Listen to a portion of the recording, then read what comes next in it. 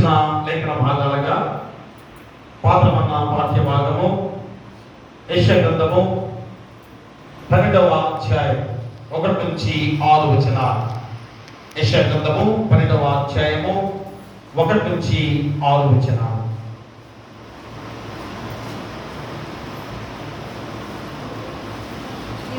ఏర్పాటు చేయబడిన పాత నిబంధన పాఠ్య భాగము యెషయా గ్రంథము 12వ అధ్యాయం 1 నుంచి చివరి వరకు చదువుతుంది.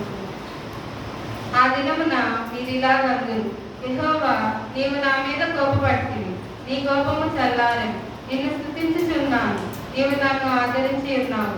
ఇదిగో నా రక్షణకు కారణభూతుడవగు దేవుడు, నేను భయపడక ఆయనను నమ్ముకొనుచున్నాను. యెహోవాయే నాకు బలము, ఆయనే నా కీర్తనాస్పదము, ఆయన నాకు రక్షణాధారమాయెను. కావున మీరు ఆనందపడి రక్షణాధారములైన బావులలో నుండి నీళ్లు చేరుకొందురు. ఆ దినమున మీరు ఇలాగందురు, యెహోవాను స్తుతించుడి, ఆయన నామమును ప్రకటించుడి, జనములలో ఆయన క్రియలను ప్రచురము చేయుడి. ఆయన నామము ఘనమైనదని జ్ఞాపకములకు తెచ్చుకొని యెహోవాను గూర్చి కీర్తన పాడండి.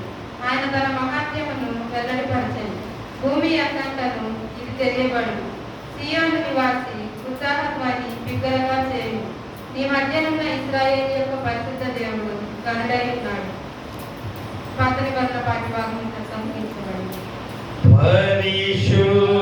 పరిశుద్ధుడవగు దేవా, పావన శక్తుడ దేవా, పావన మాత్య దేవా, మామును కనిక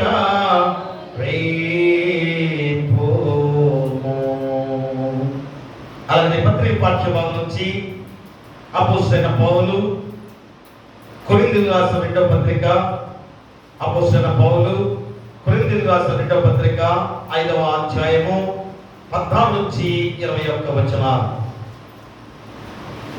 ఇది నేను ఏర్పాటు చేయబడిన పత్రిక పాఠ్యభాగము 2వ కొరింథీయులకు రాసిన పత్రిక 5వ అధ్యాయం 14 నుంచి 21 వచనాలు ఇలాగ రాయబడింది.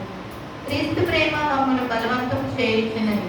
ఎలాగనగా అందరి కొరకు ఒకడు మృతి పొందిన కనుక అందరిలో మృతి పొందిరనియు, జీవించు వారికి మీదట తమ కొరకు కాక తమ నిమిత్తం మృతి పొంది తిరిగి లేచిన వారి కొరకే జీవించుటకు ఆయన అందరి కొరకు మృతి పొందిననియు నిశ్చయించుకొనుచున్నాము. కావున ఇక మీదట మేము శరీర రీతిగా ఎవరినైనను ఎరుగము. మేము క్రీస్తును శరీర రీతిగా ఎరిగి ఉండినను ఇక మీదట ఆయనను అలాగూ ఎరుగము. కాగా ఎవడైనా క్రీస్తునందున్న ఎడల వాడు నూతన సృష్టి, పాతవి గతించెను, ఇదిగో సమస్తమును దేవుని వలనైనవి. ఆయన మనను క్రీస్తు ద్వారా తనతో సమాధానపరచుకొని ఆ సమాధానపరచు పరిచర్య మాకు అనుగ్రహించెను.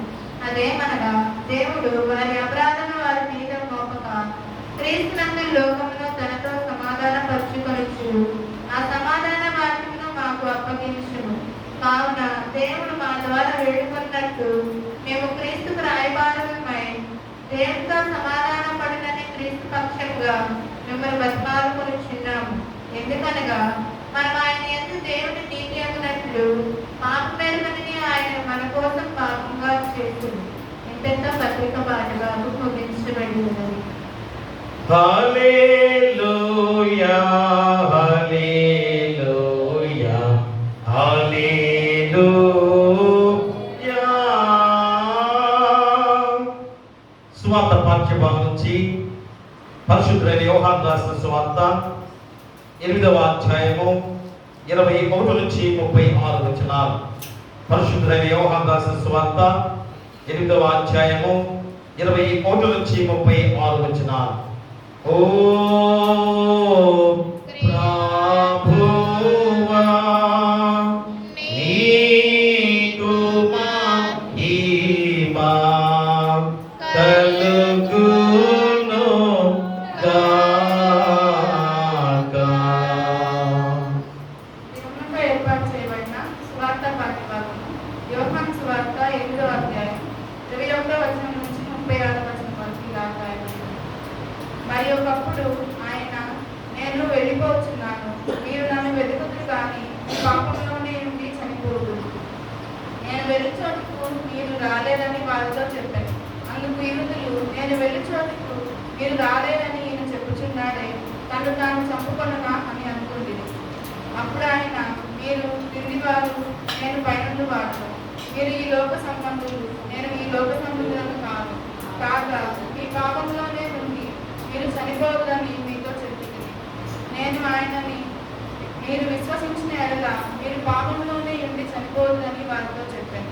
కాబట్టి వారు, నీవు ఎవరికని ఆయన అడగక, యేసు వారితో, మొదటి నుండి నేను మీతో ఎవరిని చెప్పుచుండినో వాడనే, మిమ్మల్ని కూర్చి చెప్పుటకు, తీర్పు తీర్చుటకు చాలా సంగతులు నాకు కలవు కానీ నన్ను పంపిన వాడు సత్యవంతుడు, నేను ఆయన యుద్ధ వినిన సంగతులే లోకమునకు బోధించున్నానని చెప్పాను. తండ్రిని కూర్చి తమతో ఆయన చెప్పినని వారు గ్రహింపకపోయింది.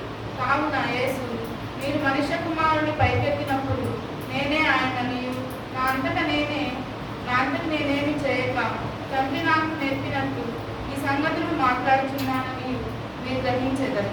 నన్ను పంపిన వాడు నాకు తోడై ఉన్నాడు. ఆయనకి ఇష్టమైన కార్యము నేను ఎల్లప్పుడూ చేయలేను కనుక ఆయన నన్ను ఒంటరిగా విడిచిపెట్టలేదని చెప్పాను. ఆయన ఈ సంగతులు మాట్లాడుచుండగా అనేకులు ఆయన యందు విశ్వాసం ఉంచారు. కాబట్టి యేసు తనను నమ్మిన యూదులలో, మీరు నా వాక్యమందు నిలిచిన వారైతే నిజముగా నాకు శిష్యులై ఉండి సత్యము గ్రహించెదరు. అప్పుడు సత్యం మీకు స్వతంత్రులుగా చేయనని చెప్పగా వారు, మేము అబ్రహాము సంతానము, మేము ఎన్నడూ ఎవరికి దాసులమై ఉండలేదే, మీరు స్వతంత్రులుగా చేయబడుతుందని ఏలు చెప్పుచున్నామని ఆయనతో అడిగింది. అందుకు యేసు, పాపం చేయి ప్రతివాడును పాపమునకు దాసులని మీతో నిశ్చయముగా చెప్పుచున్నాను. దాసుడు ఎల్లప్పుడూ ఇంటిలో నివాసము చేయడు, కుమారుడు ఎల్లప్పుడూ నివాసము చేయడు. కుమారుడు మిమ్మల్ని స్వతంత్రులుగా చేసిన ఎడల మీరు నిజముగా స్వతంత్రులై ఉంటుంది. ఇంతటితో స్వార్థ పాఠ్యభాగం ముగించబడింది. ఓ క్రీస్తు నీకు స్తోత్రము కలుగును గాక. అందరం కలిసి నీకై విశ్వాస ప్రమాణం చెప్పుకుందాం.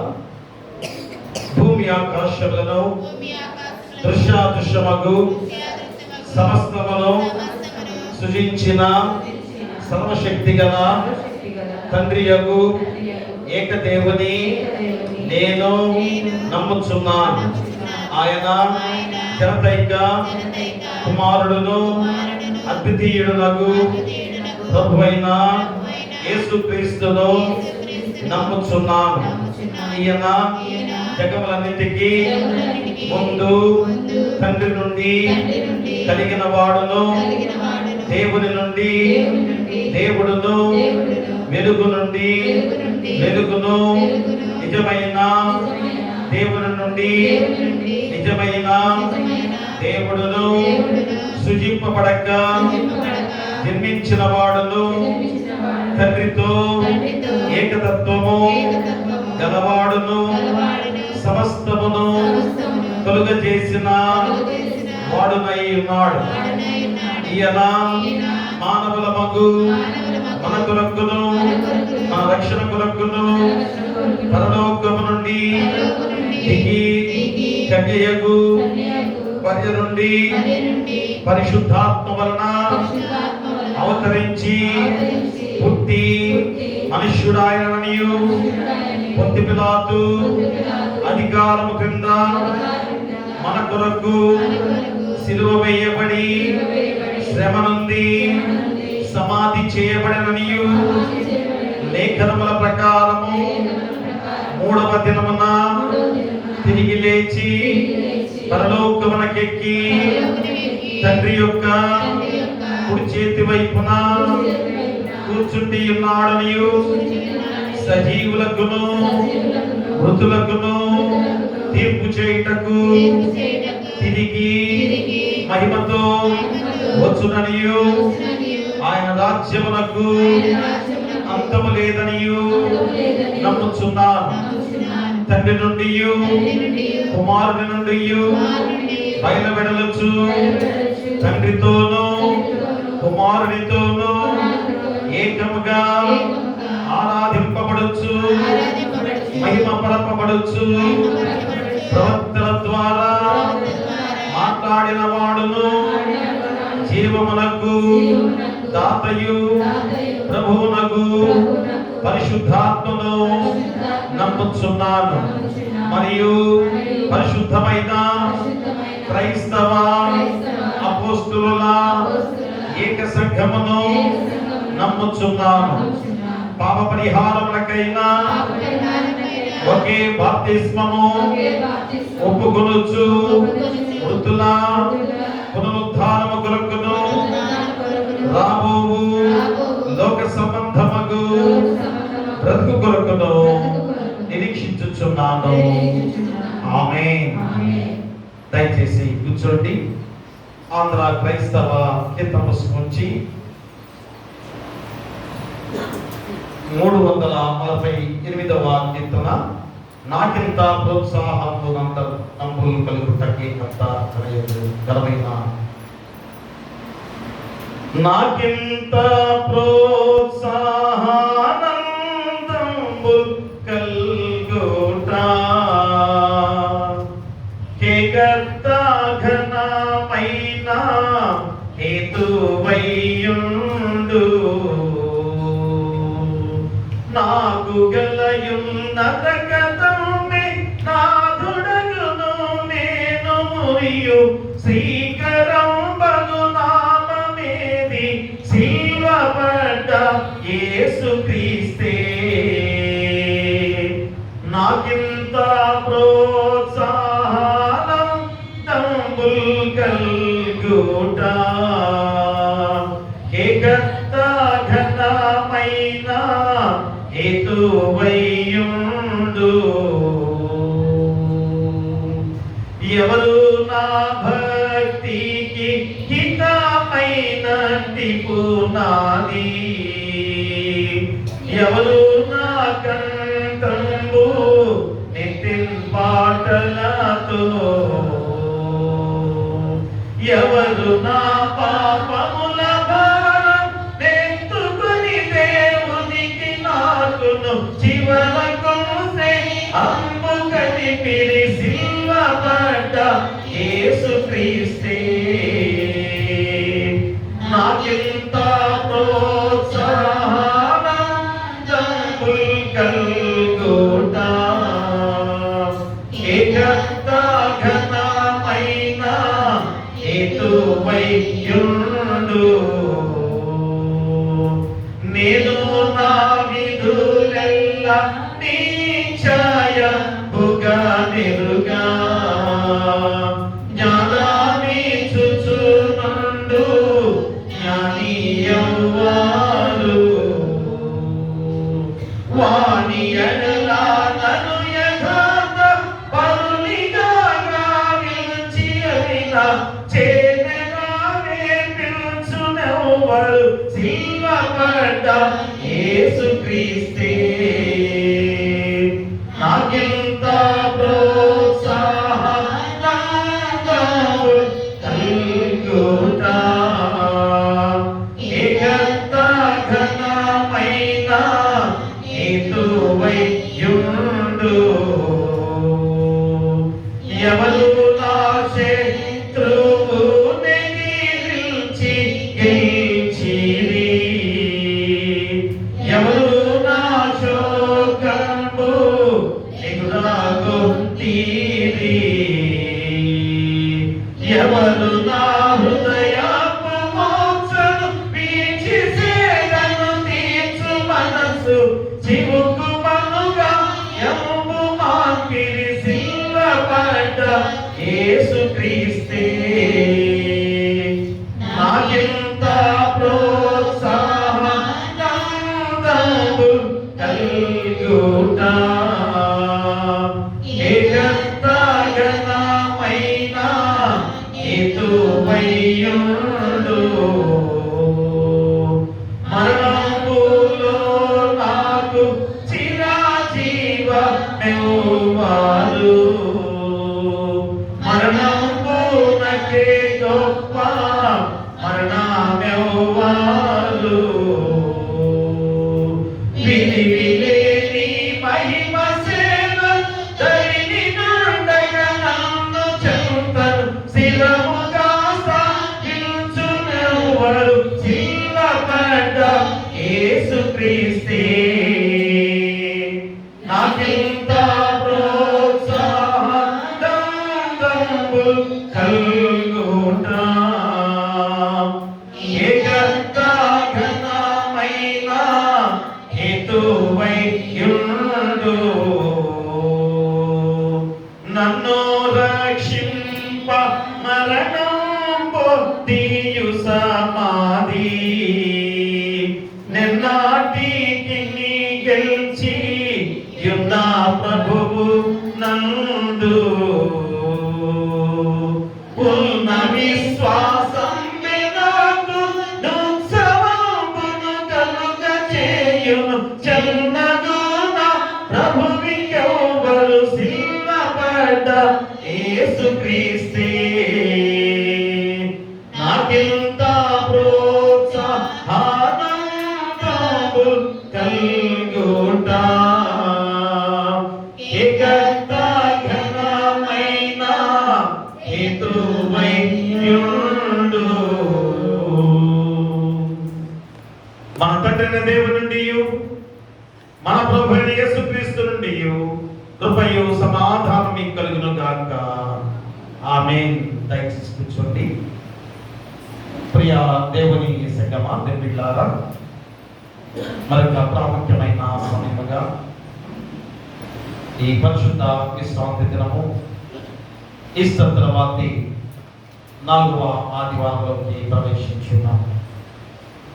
యేసుక్రీస్తు వారు పునరుద్ధారణగా తిరిగి లేచి 40 రోజులు కూడా ప్రత్యక్షపరుచుకుంటూ మరి సర్వలోకము కూడా ఆయన విశ్వసింప చేసుకోవాలని మహిమలోకంలో కూడా మరి లోకానికి దిగి వచ్చిన దేవాది దేవుడు. కాబట్టి ఈ 40 రోజులు కూడా ఎంతో ప్రాముఖ్యమైన రోజులుగా ఉన్న రోజులు. ఎందుకంటే ఆయన పరిపూర్ణమైన దేవత్వాన్ని పొందుకొని మన మధ్య నివసించిన దేవాది దేవుడు. ఆ శక్తి రూపాన్ని మనము చూడలేము అనుకున్నాం. అలాంటి దేవాది దేవుడు ఈ లోకంలో మనందరికి కూడా ప్రత్యక్షపరుచుకున్న గొప్ప విధానంలో మనము ఎలాంటి స్థితిలో జీవిస్తున్నామో మరొకసారి గుర్తు చేసుకునే సందర్భం. అందుకే రోజు 3 లేఖన భాగాలలో చాలా ప్రాముఖ్యమైన మాటలు దేవుడు గుర్తు చేస్తూ మరి పాత్రమైన పాఠ్య భాగంలో ఎంత గొప్ప వాక్యాన్ని దేవుడు గుర్తు చేస్తున్నాడు అనగా, ఆయన ఏ రీతిగా నన్ను రక్షించిన దేవుడు కనుక ఆయనకు కృతజ్ఞతాస్తుతులు చెల్లించుకునే వారిగా ఉండాలి. మనంతగా రక్షించబడి కూడా తిరిగి మళ్ళా దేవుడి కృతజ్ఞతాస్తుతులు చెల్లించుకోలేని వారిగా మనం జీవిస్తున్నామేమో కదా. అందుకని యెషయా ప్రవక్త ద్వారా అయ్యా మనందరం కూడా రక్షించబడ్డాం కనుక ఆయనకే కృతజ్ఞతాస్తుతులు చెల్లించుకోండి అని ఎంత గొప్ప వాక్యం ద్వారా ఈరోజు యెషయా ప్రవక్త ద్వారా గుర్తు చేసిన సందర్భం. మరి అపోస్తలుడైన పౌలు ద్వారా ఈరోజు మనం గుర్తు చేసుకున్నట్లయితే మరి ఎంత గొప్ప సమాధానంతో కూడిన వాక్యము. యేసుక్రీస్తు వారు ఈ లోకానికి మానవుడిగా దిగి వచ్చి ఆ శిలువ మరణం ద్వారా, శిలువ త్యాగం ద్వారా నిన్ను నన్ను సమాధానపరుచుకున్న దేవాది దేవుడు, మనందరం కూడా సమాధానపరిచిన దేవాది దేవుడు. మరి రోజు మనం సమాధానకరంగా జీవిస్తున్నామా ఈ లోకంలో? సమాధానంగా జీవిస్తున్నామా ఈ లోకంలో? అందుకని అపోస్తలుడైన పౌలు అయ్యా మనల్ని క్రీస్తు శిలువ ద్వారా సమాధానపరిచాడు అని ఈరోజు చాలా చక్కటి వాక్యం ద్వారా దేవుడు వాక్యాన్ని గుర్తు చేస్తున్నాడు. తర్వాత ఈ 3వ పాఠ్య భాగముగా పరిశుద్ధుడైన యోహాను రాసిన సువార్త ద్వారా ఇంకా చాలా ప్రాముఖ్యమైన మాటలు కూడా దీంట్లో గుర్తు చేస్తున్నాడు. ఏమిటనగా మన జీవితాలు పాపములో కూరుకునిపోయి ఉన్నాము కనుక మరి ఈ రోజైనా కానీ ఆ పాపబంధకాల నుంచి వీడి స్వతంత్రులుగా జీవిద్దాం. మనందరం కూడా స్వతంత్రులుగా జీవిద్దాం. ఎందుకంటే మనలో ఉన్న బానిసత్వపు సంఖ్యలు తెచ్చివేయబడ్డాయి. పాపం అనే సంఖ్యలు తెచ్చివేయబడ్డాయి. మా పాపం అనే బానిసత్వం నుంచి మనందరం కూడా తిరిగి రక్షించబడ్డ వారిగా ఉన్నాం కనుక మనం అందరం కూడా ఇక సంతోషంతో ఆనందంతో ఆ దేవాది దేవుని వేడుకుంటూ మనం ముందుకు సాగి ఆ యేసుక్రీస్తు వారి మీద విశ్వాసం ఉంచి నడవాల్సిన బాధ్యతను ఈరోజు గుర్తు చేసే పాఠ్య భాగముగా పరిశుద్ధులైన యోహాను ద్వారా ఈరోజు మనం గుర్తు చేస్తున్న సందర్భం. మరి ఈ 3 లేఖన భాగాల ద్వారా చక్కటి అంశాన్ని దేవుడు గుర్తు చేస్తున్నాడు. ఏమిటనగా నిజమైన స్వాతంత్ర్యం ఇచ్చే క్రీస్తు. ఈరోజు మన అంశం ఏంటి? నిజమైన స్వాతంత్ర్యం ఇచ్చే క్రీస్తు. ప్రియమైన అంటే స్వాతంత్ర్యం లేని వారిగా జీవించాం. అపవాది బానిసత్వంలో మనందరం కూడా జీవిస్తున్నాం కనుక మనకి స్వాతంత్ర్యం లేకుండా చేసింది అపవాది. కానీ రోజు యేసుక్రీస్తు వారి ద్వారా ఆ శిలువ త్యాగం ద్వారా మనందరం కూడా స్వాతంత్ర్యం ఇచ్చిన యేసుక్రీస్తు వారిని ఈరోజు దేవాది దేవుడిగా ఈ 40 రోజులు మన మధ్య ప్రత్యక్షపరుచుకునే ఆ గొప్ప రోజులు మనలో మనం గుర్తు చేస్తున్నారు. అందుకని మూలవాక్యంగా యోహాను సువార్త 8వ అధ్యాయము 36వ వచనాన్ని మనం చదువుకుందాం. కుమారుడు మిమ్మల్ని స్వతంత్రులుగా చేసిన యెడల మీరు నిజముగా స్వతంత్రులై ఉందురు. ప్రియరా, కుమారుడు ఎవరు? కుమారుడు అంటే యేసుక్రీస్తు వారే. మా కుమారుడు అనగా ఎవరు? యేసుక్రీస్తు వారే. మరి కుమారుడు మరి ఏ రీతిగా మిమ్మల్ని స్వతంత్రులుగా చేసిన యెడల మీరు నిజముగా స్వతంత్రులై ఉందురు. మరి రోజు ఆయన ద్వారానే మనం రక్షించబడ్డాం.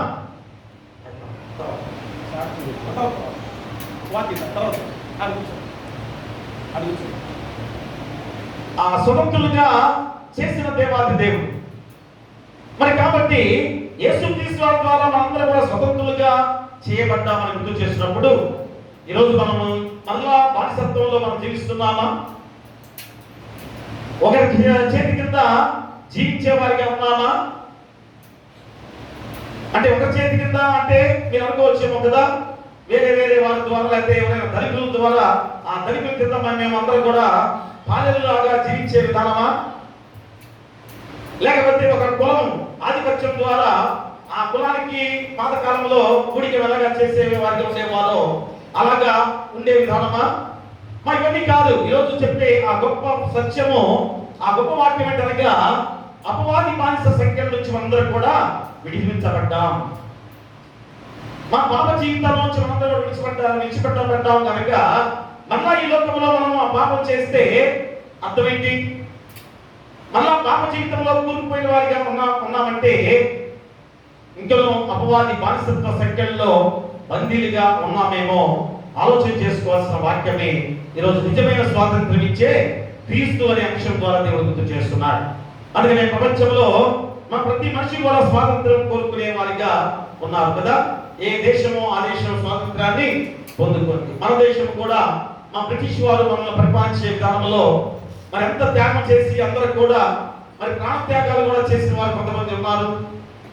మరి ఆ బ్రిటిష్ సంఖ్య నుంచి మనందరూ కూడా స్వతంత్రులుగా మనం చేసుకోబడ్డ భారతదేశంగా ఉన్న విధానం. మరి భారతదేశంలో మరొక ప్రాముఖ్యత ఏంటి? అన్ని కులాలు అన్ని మతాలు ఐక్యతగా మరి లౌకిక రాజ్యముగా ఏర్పాటు చేయబడ్డ భారతదేశముగా ఉంది. అయినా కానీ అన్ని మతాలు అన్ని కులాలు ఒకే రీతిగా ఉన్నాయో లేదో ఒక్కసారి మనం ఆలోచన చేసుకోవాలి. మరి స్వాతంత్రం వచ్చిన తర్వాత కూడా మనం స్వాతంత్రం పొందుకున్న తర్వాత కూడా ఒక కులము లేదా ఒక మతము లేదా అందరం కూడా ఒకటే ఒక రీతిలో మనం జీవిస్తున్నామా? మరి స్వాతంత్రం వచ్చిన దానికి విలువ ఏంటి? స్వాతంత్రం ఇంతగా త్యాగం చేసుకొని పొందుకున్న తర్వాత కూడా మనం స్వతంత్రంగా జీవించే విధానంలో జీవిస్తున్నామా? మా ఈరోజు అర్ధరాత్రిలో అది అప్పుడెప్పుడో మాట కదా, ఆడపిల్లలు అర్ధరాత్రిలో వెళ్ళగలరా అని అనుకుంటారు కదా. ఇప్పుడు ఎవరైనా కానీ అర్ధరాత్రుల్లో ప్రయాణం చేస్తే కొంతమంది హత్యలు చేయటం కానీ, మా ఆడపిల్లలు వెళ్తేనేమో మానభంగాలు చేయటం కానీ, ఎంత భయంకరమైన స్థితి ఈ రోజు కూడా ఉందో ఒకసారి ఆలోచన చేసుకోవాలి. అంటే అసైనమో ఎక్కడ ఉంది? అదే కదా ఆయుర్వేదిక మెడిసిన్లో లేకపోతే ఇంకోటి ఏదో ఉంది ఆయుర్వేదిక ఇంకోటి ఏదో ఉంది కదా, హోమియో వైద్యం కూడా ఆ డాక్టర్లు ఏం చేస్తారు? అసలైన మూలం మనకి ఎక్కడ ఉందో ఎదుగుతారు. అదే ఇంగ్లీష్ మందులు అయితే ఏం చేస్తారు, ఏదో కడుపు పెట్టని చెప్పేసి ఒక టాబ్లెట్ గా తెచ్చి అరకనే టాబ్లెట్ ఇస్తారు.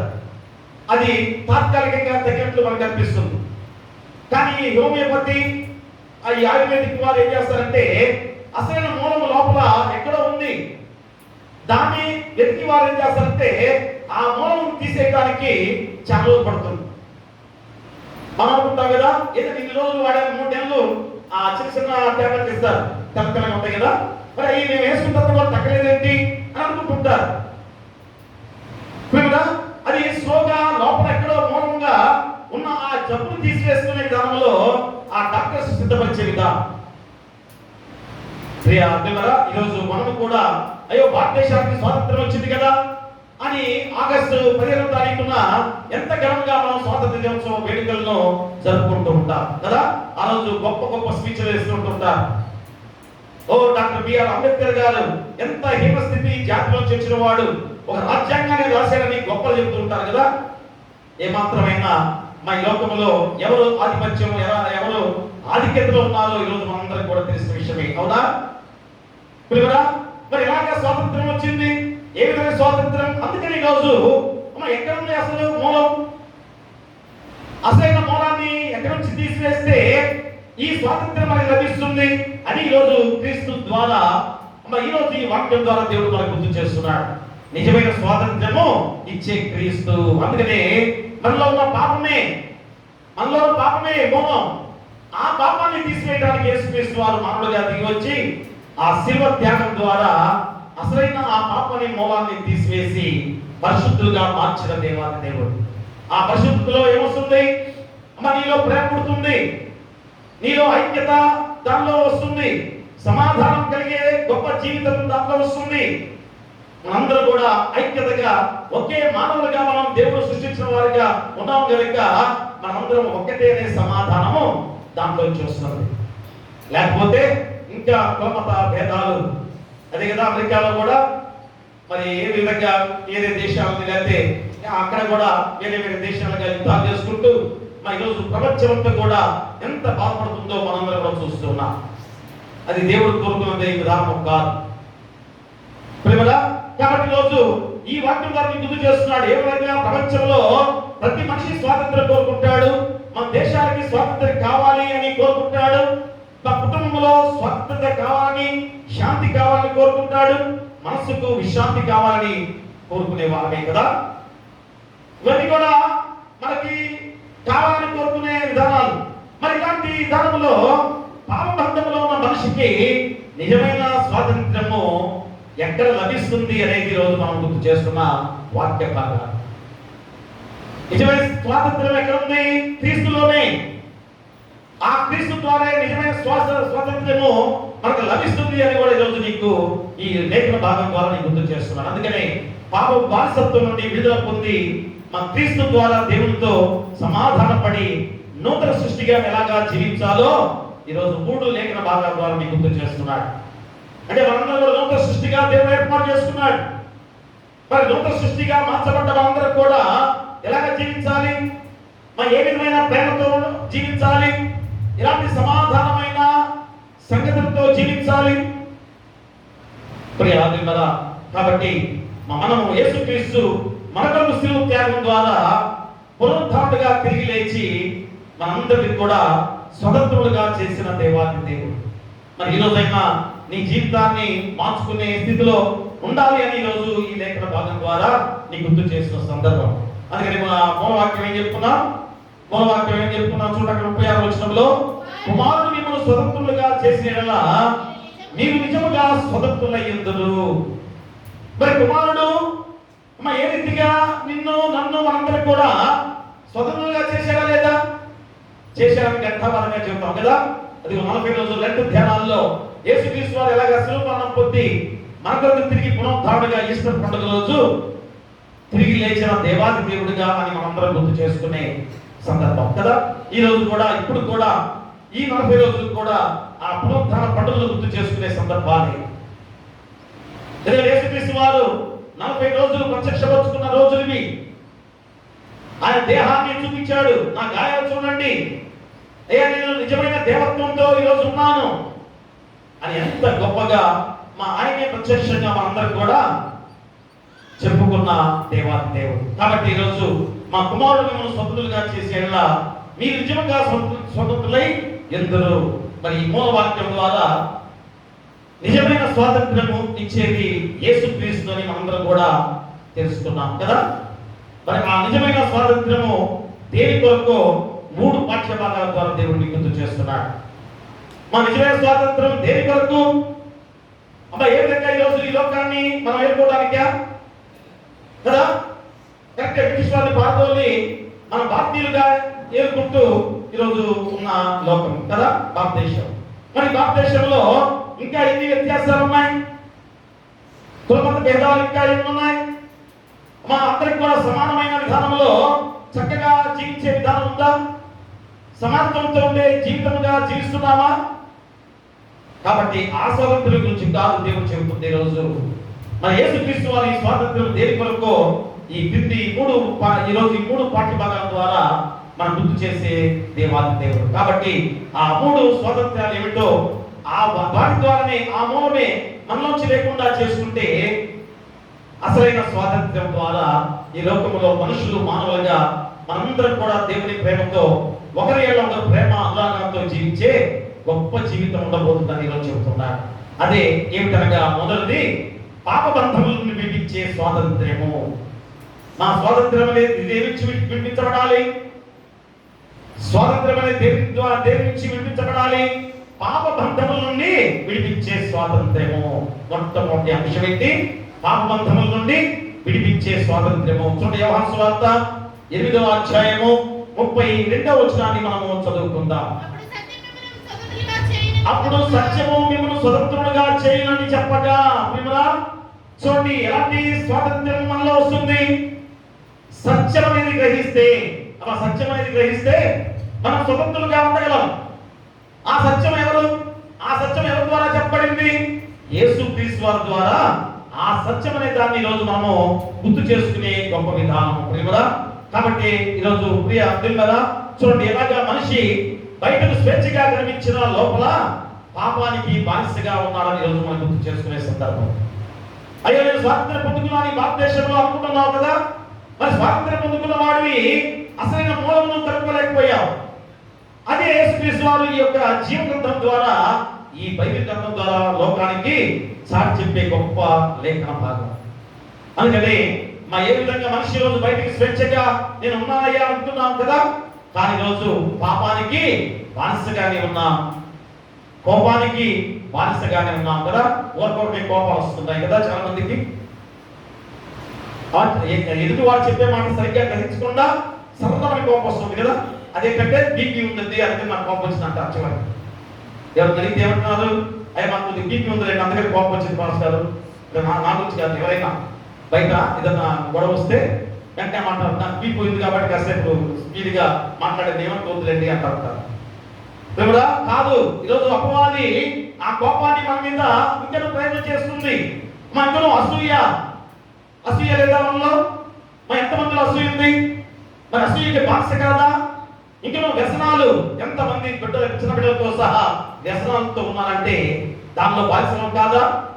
మరి ఇంకనూ అబద్ధం అనే బానిస, అబద్ధం అనే బానిసలో మనం లేవా? ఇంకేమో కామం అనే బానిస, ఆ బానిసలు లేమా? ఇవన్నీ కూడా ఈ లోకంలో మనందరం కూడా ఇలాంటి బానిసలుగా జీవించే రోజులుగా ఈ రోజు కూడా మనం జీవిస్తున్న విధానమే. అందుకే ఇదంతా కూడా ఒక గొలుసుగా నీకు గుర్తు చేస్తున్నాడు. పాపానికి బానిస, కోపానికి బానిస, అసూయ, వ్యసనాలు, అబద్ధము, కామం, ఇవన్నీ కూడా ఒక గొలుసుగా ఈ లోకంలో నిన్ను అపవాదికి బానిసగా మార్చింది కాదా? ఎవరి హృదయాలు పరిశీలన చేసుకుందాం. మా ఇంట్లో ఏదో ఒకటి నాలో ఉందా అనేది ప్రశ్న వేసుకోవాలి. అయ్యా నాలో దీంట్లో ఏదో ఒకటి నాలో ఉందా? ఉందంటే ఖచ్చితంగా పాపానికి బానిసలమే, అపవాదికి బానిసలమే. అందుకనే మనకి ఇచ్చిన అంశం ఏంటి? పాప బంధము నుండి విడిపించే స్వాతంత్ర్యం మనకు కావాలి. ఎవరు విడిపిస్తారు? ఈ పాప బంధం ఎవరు విడిపించారు ఆల్రెడీ. ఎవరు? యేసుక్రీస్తు వారే. కాబట్టి ప్రియమన ఇక్కడ 3 మాటలు యేసుక్రీస్తు వారి ద్వారా ఈ 8వ అధ్యాయంలో మనం గుర్తు చేసేది ఏమని? మొదటగా నేను దేవుని కుమారుడను, 2వ మాటలో నేను యేసుక్రీస్తు వారిని గుర్తు చేస్తున్నాడు. 3వ మాటలో యేసుక్రీస్తు వారి ద్వారా ఈ 8వ అధ్యాయంలో మనం గుర్తు చేసేది ఏమని? మొదటగా నేను దేవుని కుమారుడను, 2వ మాటలో పరలోకమునకు చెందిన తండ్రి యొద్దకు వెళుచున్నాను. మీరు ఈ లోక సంబంధులై పాపమునకు దాసులై చనిపోయేవారు. చూసారా, యేసుక్రీస్తు వారు చివరిగా ఆయన వెళ్తూ చెప్పిన మాటలు ఇవన్నీ కూడా మా ముందుగానే చెప్పిన లేఖనం ఈరోజు. అయ్యా, మీరు ఈ లోకానికి వారసులుగా ఉండి, ఈ లోక సంబంధులుగా ఉండి పాపానికి దాసులుగా చనిపోయేవారుగా మీరు ఉన్నారని చెప్పేసి ప్రత్యక్షంగా ఆయన ఈ రోజు మనకి గుర్తు చేస్తున్నాడు. కానీ నేను అలా కాదు, నేను మీ పాపాల నిమిత్తం చనిపోయినా కానీ మళ్ళా తిరిగి పరిశుద్ధులుగా లేపబడి ఇదిగో నా తండ్రి యొద్దకు నేను వెళ్ళబోతున్నాను అని ముందుగానే చెప్పబడిన లేఖన భాగం. ఇక రెండోదిగా చూస్తే, నేను మనిషి కుమారులను తండ్రికి ఇష్టమైన కార్యం చేసేందుకు నేను పైకెత్తబడినప్పుడు నేనే ఆయనని మీరు గ్రహిస్తారు. ఇప్పుడు వరకు మీ దగ్గర పరిచయం చేశాను, ఎంతో మందిని చనిపోయిన వారిని బతికించాను, పక్షవాయు వెళ్ళిన లేపాను, అయ్యా మూగవారిని గుడ్డి వారిని బాగు చేశారు, మీరందరూ చూశారు. అయినా కానీ నన్ను గుర్తిరగలేని వారిగా జీవించారు. నన్ను సిలువకు వేయటానికి కూడా మీరు సిద్ధపడ్డ వారిగా ఉన్నారు. కాబట్టి ఎప్పుడైతే నేను చనిపోయి మళ్ళా తిరిగి లేచి ఆరోహణగా నేను ఆకాశానికి వెళ్తానో అప్పుడు మీరు గుర్తు చేసుకోబోతున్నారు. ముందుగానే చెప్పిన లేఖన భాగం కదా. ఇంకొక ఆదివారం ఉంది, చివరి ఆదివారం, ఈస్టర్ తర్వాత ఆదివారం, తర్వాత ఆరోహణ ఆదివారమే. యేసుక్రీస్తు వారు ఆరోహణగా ఏ మాటలు కూడా ముందుగానే చెప్పాడు. అయ్యా, నేను మళ్ళా తిరిగి నా తండ్రి దగ్గరికి వెళ్ళిపోతున్నాను, కాబట్టి మీరు ఎలా ఉండాలో జాగ్రత్తని మళ్ళా హెచ్చరిక చేస్తూ చెప్పండి లేఖన భాగాలు. ఇంకా మూడో మాట ఏం చెప్పాడు దాంట్లో, నా వాక్యం సత్యం. చూసారా, సత్యమే మనల్ని స్వతంత్రులుగా చేస్తుంది. ఆ సత్యం ఎవరనగా యేసుక్రీస్తు వారే. నా వాక్యం సత్యం, ఆ సత్యం మిమ్మల్ని స్వతంత్రులుగా చేస్తుంది. కాబట్టి మనం ఎలా ఉండాలి, ఆయన మళ్ళా తిరిగి రెండవ రాకడగా వచ్చేంత వరకు కూడా మనం ఖచ్చితంగా ఆ సత్యం గ్రహిస్తూ నడవాలి. ఆ సత్యం ఎవరు, ఆ సత్యం ఎక్కడ ఉంది? ఇదిగో దేవుని వాక్యం ద్వారా ఆ సత్యాన్ని గ్రహించే వాడిగా మనం ఉన్నామని గుర్తు చేస్తూ, మా ఎన్ని అవకాశాలు దేవుడు మనకి ఇచ్చాడు కదా. మరి కొన్ని అవకాశాలు వచ్చి వెళ్ళిపోయిన తర్వాత తిరిగి రావని మళ్ళా గుర్తు చేస్తున్నాడు. యేసుక్రీస్తు మానవుడిగా దిగి వచ్చాడు, అప్పుడు గుర్తిరగలేకపోయా. మళ్ళా 40 రోజులు దేవత్వంతో దైవశక్తితో ఈ లోకంలో ఉన్నా కానీ గుర్తిరగలేకపోయాం కదా. తిరిగి మళ్ళీ ఆరోహణ అయిన తర్వాత కూడా ఇప్పుడు మనం గుర్తిరగలేకపోతున్నాం. మళ్ళా తిరిగి రెండవ రాకడగా నేను రాబోతున్నానని శ్రమిస్తున్నా కానీ గుర్తిరగలేకపోతున్నాం. కాబట్టి సమయము ఎంత గొప్పది ఈరోజు. కాబట్టి అవకాశం ఉన్నప్పుడు సమయం చేసుకోవాలి. మరి ఇంతమందిగా దేవుని ఆలయంలో ఈ ఉదయ కాలంలో ఇంత పరిశుద్ధమైన సమయంలో దేవుని సన్నిధిలో ఎంత ఆహ్లాదకరమైన దేవుని వాక్యాన్ని వింటున్నాం మనం. ఎంత సంతోషం కలిగిన హృదయాలుగా మార్చబడుతున్నాయో ఒకసారి ఆలోచన చేసుకోవాలి. అదే విధంగా ఈ లోకంలో నీకు ఏ విధమైన పాప జోలికి మనం వెళ్ళకుండా, పాప బంధకాల్లోకి మనం వెళ్ళకుండా ఆ పరిశుద్ధత కాపాడుకుంటూ మనం నడిచిన వారిగా ఉన్నట్లయితే ఇంకెంత సంతోషం మనలో కదా, ఎంత సంతోషం ఉంటుంది, ఎంత ఆనందం మనలో ఉంటుందో ఒకసారి ఆలోచన చేసుకోవాల్సిన బాధ్యత. ఎందుకంటే జీవము మరియు కాలము పరిమితమైనవి కనుక మనలో ఉన్న జీవము పరిమితమే, కాలము పరిమితమే కదా. ఏమవుతుంది, కాసేపు ఉదయాన్నే లేచాం, ఎంత అయిపోయింది, 6 అవుతుంది ఇప్పుడు కదా. కాసేపు ఉంటే 7 తర్వాత అలాగలాగా ఈ రోజు అయిపోతుంది. కాలం ఎలాగ అయిపోతుంది కదా, ఎంత తొందరగా అయిపోయింది కాలం అనుకుంటాం మనం. సంవత్సరం అయిన తర్వాత అదే ఈ 2020 సంవత్సరం ఎలాగా ఇంత స్పీడ్గా జరిగిపోయింది అనుకుంటున్నాం కదా. ఎన్ని సంవత్సరాలు కాలం ఎలాగా పెరిగిపోతుందో, కానీ నీలో మార్పు వచ్చిందా? జీవం కూడా అదే. మన చుట్టూ ఆవిరి వంటి జీవితాలుగా ఉన్న మన జీవితాలు ఒక్కసారి ఏదైనా చిన్న యాక్సిడెంట్ గా లేదా చిన్న జబ్బు మనలో వచ్చిందంటేనే ప్రాణాలు పోతున్నాయి కదా. ఆ జీవం కూడా తాత్కాలికంగా ఉన్న విధానాలే. మరి జీవం మరియు కాలం పరిమితమైన కనుక అనుకూల సమయంలోనే క్రీస్తుని గురించి తగు నిర్ణయము తీసుకోవాలి. ఇక జీవితంలో ఇవ్వబడిన అవకాశం బట్టి తప్పక తీర్పు కూడా ఉంటుందని కూడా నీకు గుర్తు చేస్తున్నాడు. అవకాశం దేవుడు ఇస్తున్నాడు, ఇచ్చిన దాన్ని మనం సద్వినియోగం చేసుకుంటుండే సమయంలో తీర్పు కూడా ఉంది అని గుర్తు చేస్తున్నాడు. ఏంటి ఆ తీర్పు? నీకు ఎక్కువ ఆధిక్యత దేవుడు ఇచ్చాడు అనుకో, ఆ ఆధిక్యత బట్టి ఎక్కువ తీర్పు కూడా నీకే. చూడండి, చూడండి, 5 తలాంతులు తీసుకున్న వాడికి మరి మరొక 5 తలాంతులు సంపాదించాలి కదా. 1 తలాంతు వాడు చక్కగా సంపాదిస్తే కొద్దిగా సంపాదించుకోవచ్చు చూద్దామా. 5 తలాంతుల వాడు ఎంత కష్టపడాలి కదా. అలాగే దేవుడు ఎక్కువగా అవకాశాలు మాకు ఇచ్చాడు. మరి గొప్ప ఉద్యోగ స్థితి కానీ లేకపోతే ధనవంతులుగా ఉండే స్థితిగా మనకి ఇచ్చాడు. మరి దేవుడు ఇంత అవకాశం మనకి ఇచ్చినప్పుడు మనం ఏం చేయాలి?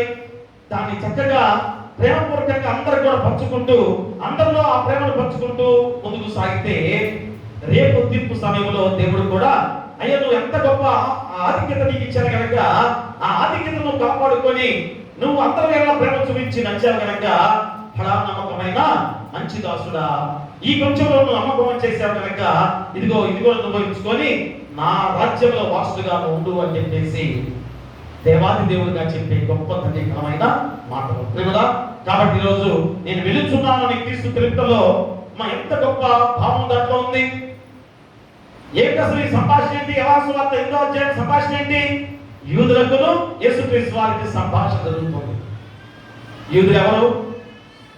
మా దేవుడు ఏర్పాటు చేసుకున్న స్వాస్థ్యం కదా. యూదా జాతిలోంచే యేసుక్రీస్తు వారు పుట్టాడు. అలాంటి యూదా జాతి యేసుక్రీస్తు వారిని నమ్మలేకపోయారు, మా యేసుక్రీస్తు వారిని విశ్వసించలేకపోయారు. ఆయన లోకానికి వచ్చే మెస్సియాని తెలుసుకుని కూడా వారు నమ్మలేక జీవితాలతో జీవించడమా. ఇప్పుడు యేసుక్రీస్తు వారిని ఎంత ప్రశ్న వేస్తున్నారో, మా ఆయనతో ఎలాగ వాదిస్తున్నారో ఆ వాదనే ఈరోజు 8వ అధ్యాయంలో జరుగుతున్న విధానం. కాబట్టి మీరు ఏమంటారు ఇక్కడ? యేసుక్రీస్తు వారు నేను వెళుతున్నాను తెలిపే ఈ మాటలో వారు ఏమనుకుంటారు? వారు ఏదో వేరే విధంగా భావిస్తున్నారు. చూడండి అక్కడ ఏదో ఎంతవా వచ్చిన మనం చదివితే, మరి ఒకప్పుడు ఆయన నేను వెళ్ళిపోతున్నాను, మీరు నన్ను వెలుగుతురు కానీ మీ పాపంలోనే ఉండి చనిపోవుదురు. నేను వెళ్ళి చోటికి మీరు రాలేరని వారితో చెప్పాను. అందుకు యూదులు నేను వెళ్ళి చోటికి మీరు రాలేరని ఈయన చెప్పుచున్నాడే, తను తానే చెప్పుకున్నా అని చెప్పుకొచ్చుంటివి. అప్పుడు ఆయన మీరు తిట్టివారు, నేను పై నుండి వాడను, మీరు ఈ లోక సంబంధులు, నేను ఈ లోక సంబంధులను కాను. ప్రేమరా ఎంత ఖచ్చితంగా చెప్పాడు మాట. అమ్మ ఎలాగ భావించారు చూసారా? ఈయన ఏమన్నా చంపుకుంటున్నాడా, ఆత్మహత్య చేసుకుంటున్నాడా అంటే లోకపరంగా ఆలోచన చేశారు. కానీ సర్వ లోకాన్ని రక్షించే దేవుడుగా మానవుడిగా వచ్చిన యేసుక్రీస్తు వారిని ఎలాంటి విశ్వాసం లేకుండా యూదులు సైతము ఎంతగా బాధిస్తున్నారో. మా ఈరోజు క్రైస్తవుడిగా ఉన్న నీవు కూడా మా ఈరోజు ఎలాంటి స్థితిలో ఉన్నావు? ఆనాడు యూదులు ఎలాగ ఉన్నారో ఈరోజు మనం కూడా క్రైస్తవులను చెప్పుకొని కూడా ఎలాగ జీవిస్తున్నామో ఈరోజు నువ్వు ఆలోచన చేసుకోవాలి. మా క్రైస్తవం ఏమైనా ఎంత గొప్పదో నువ్వు ఈరోజు తెలుసుకొని ఆ క్రైస్తవత్వం, ఆ ప్రేమ నీలో పెంపొందించుకొని ఎదుటివాడి మీద చూపించాల్సిన బాధ్యత నీకు మళ్ళా గుర్తు చేసే సందర్భం ఈరోజు. ఉన్నావా? అలాంటి క్రైస్తవుడిగా ఉన్నావా? మా నీలో కూడా పాపపు బానిస కింద జీవించేవాడిగా, అసూయ ద్వేషాల కింద అబద్ధమాడేవాడిగా, ఇంకనూ నీలో కామము లేకపోతే ఇంకనూ వేరేవన్నీ కూడా బానిస సంఖ్యలతో ఇందులో బంధించబడే వాడిగా క్రైస్తవుడిగా నేను ఉన్నావేమో ఒక్కసారి ఆలోచించే ప్రియాన్ని కదా. అందుకే ఈరోజు అమ్మ యేసుక్రీస్తు అని ఉన్నాడు, తాను తిరిగి తండ్రి మహిమలోకి ప్రవేశించబోతున్నాను అని తిరుగుతున్న సందర్భం ఈరోజు. చూడండి ఎంత గొప్ప మాట ముందుగానే చెప్పాడు. ఆయన మళ్ళా తిరిగి తండ్రిలో కలుసుకోబోతున్నాను అంటే ఎవరు?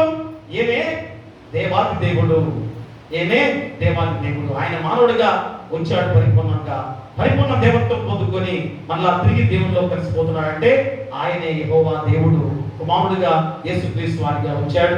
మళ్ళా తిరిగి వెళ్ళిన తర్వాత ఆయనే పరిశుద్ధాత్ముడిగా ఈ లోకంలో మన మధ్య ఆత్మకర్తగా మన మధ్యలో ఉండి మనందరం నడుపుతున్న దేవాది దేవుడు. కాబట్టి ప్రియ దేవుడారా, మనం మన జీవితాలు ఒకసారి ఆలోచన చేసుకుంటే మా యూదులు ఈ విషయాన్ని అర్థం చేసుకోలేక ఏ విధంగా యేసుక్రీస్తు వారిని ఆనాడు తృణీకరించారు అంటే అమ్మ వీళ్ళు పాపంలోనే ఉన్నారు. మరి ఈరోజు మనం కూడా అదే స్థితిలో ఉన్నామంటే ఆ పాపంలో ఉన్న వారి కిందే. కాబట్టి ఆనాడు యూదుల గురించి మనం చెప్పుకుంటున్నామేమో కానీ ఈ రోజు పరిస్థితిలో నీకు గుర్తు చేస్తున్న వాక్య భాగం. కాబట్టి మీరు చనిపోదురు, నేను పైనుండి వాళ్ళను, మీరు లోక సంబంధులని హెచ్చరిక చేస్తూ సత్యము గ్రహించని వారు పాపంలోనే మరణించెదరు. కాబట్టి ఈరోజు సత్యము గ్రహించకపోతే ఆ సత్యం ఏంటి? యేసుక్రీస్తు వారు లోకానికి మానవుడిగా వచ్చి నీ కొరకు నా కొరకు మనందరికీ శిలువ త్యాగం ద్వారా నిన్ను పరిశుద్ధునిగా మార్చి తండ్రి కుడి పార్శ్వన కూర్చొని మళ్ళా రెండవ రాకడగా వచ్చి మనందరూ కూడా తీసుకుని వెళ్ళబోతున్నాడు. అది సత్యం. అది వాక్యం ద్వారా ఆ సత్యాన్ని దేవుడు ప్రతిరోజు కూడా మనం చెబుతున్నప్పుడు ఆ పరిశుద్ధత నీలో ఉందో లేదో ఒకసారి ఆలోచన చేసుకోవాలి ప్రియ దేవుడారా. కాబట్టి గ్రీకులో హమర్తియా అనే మాట ఉంది. గ్రీకులో హమర్తియా అంటే ఆ మాటకి అర్థం ఏంటి? యేసుని రక్షణగాను ప్రభువుగాను అంగీకరించిన వారు లక్ష్యమును పోగొట్టుకునేదరు. చూడండి, గ్రీకు పదంగా హమర్తియా అనే పదం ద్వారా ఎంత అర్థం ఉందో చూసారా? యేసును రక్షకునిగా ప్రభువునిగా అంగీకరించని వారు లక్ష్యమును పోగొట్టుకుంటారు. ఏంటి మన లక్ష్యం? మళ్ళా దేవుల్లో కలుసుకునే లక్ష్యం, మనం కూడా దేవత్వాన్ని పొందుకునే లక్ష్యం, మనం కూడా దేవుని రాజ్యంలో దేవుని వారసులుగా ఉండే లక్ష్యం మనందరూ కూడా. ఆ లక్ష్యాన్ని పోగొట్టుకునే వాడిగా ఈ తాత్కాలికమైన ఈ రోజుల్లో మనం జీవిస్తున్నాము కదా. మా జీవం కొద్దిదే, కాలం కొద్దిదే.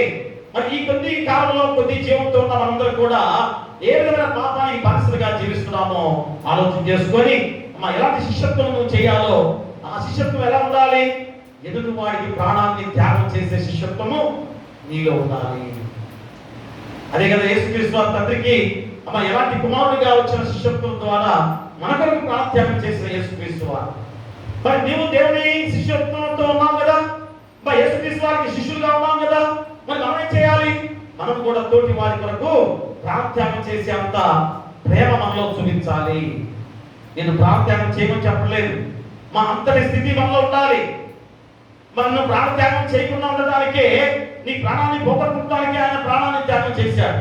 ఇక మన ప్రాణత్యాగం చేయాల్సిన అవసరం లేదు. కాబట్టి ఈరోజు మనం ఏం చేయాలి?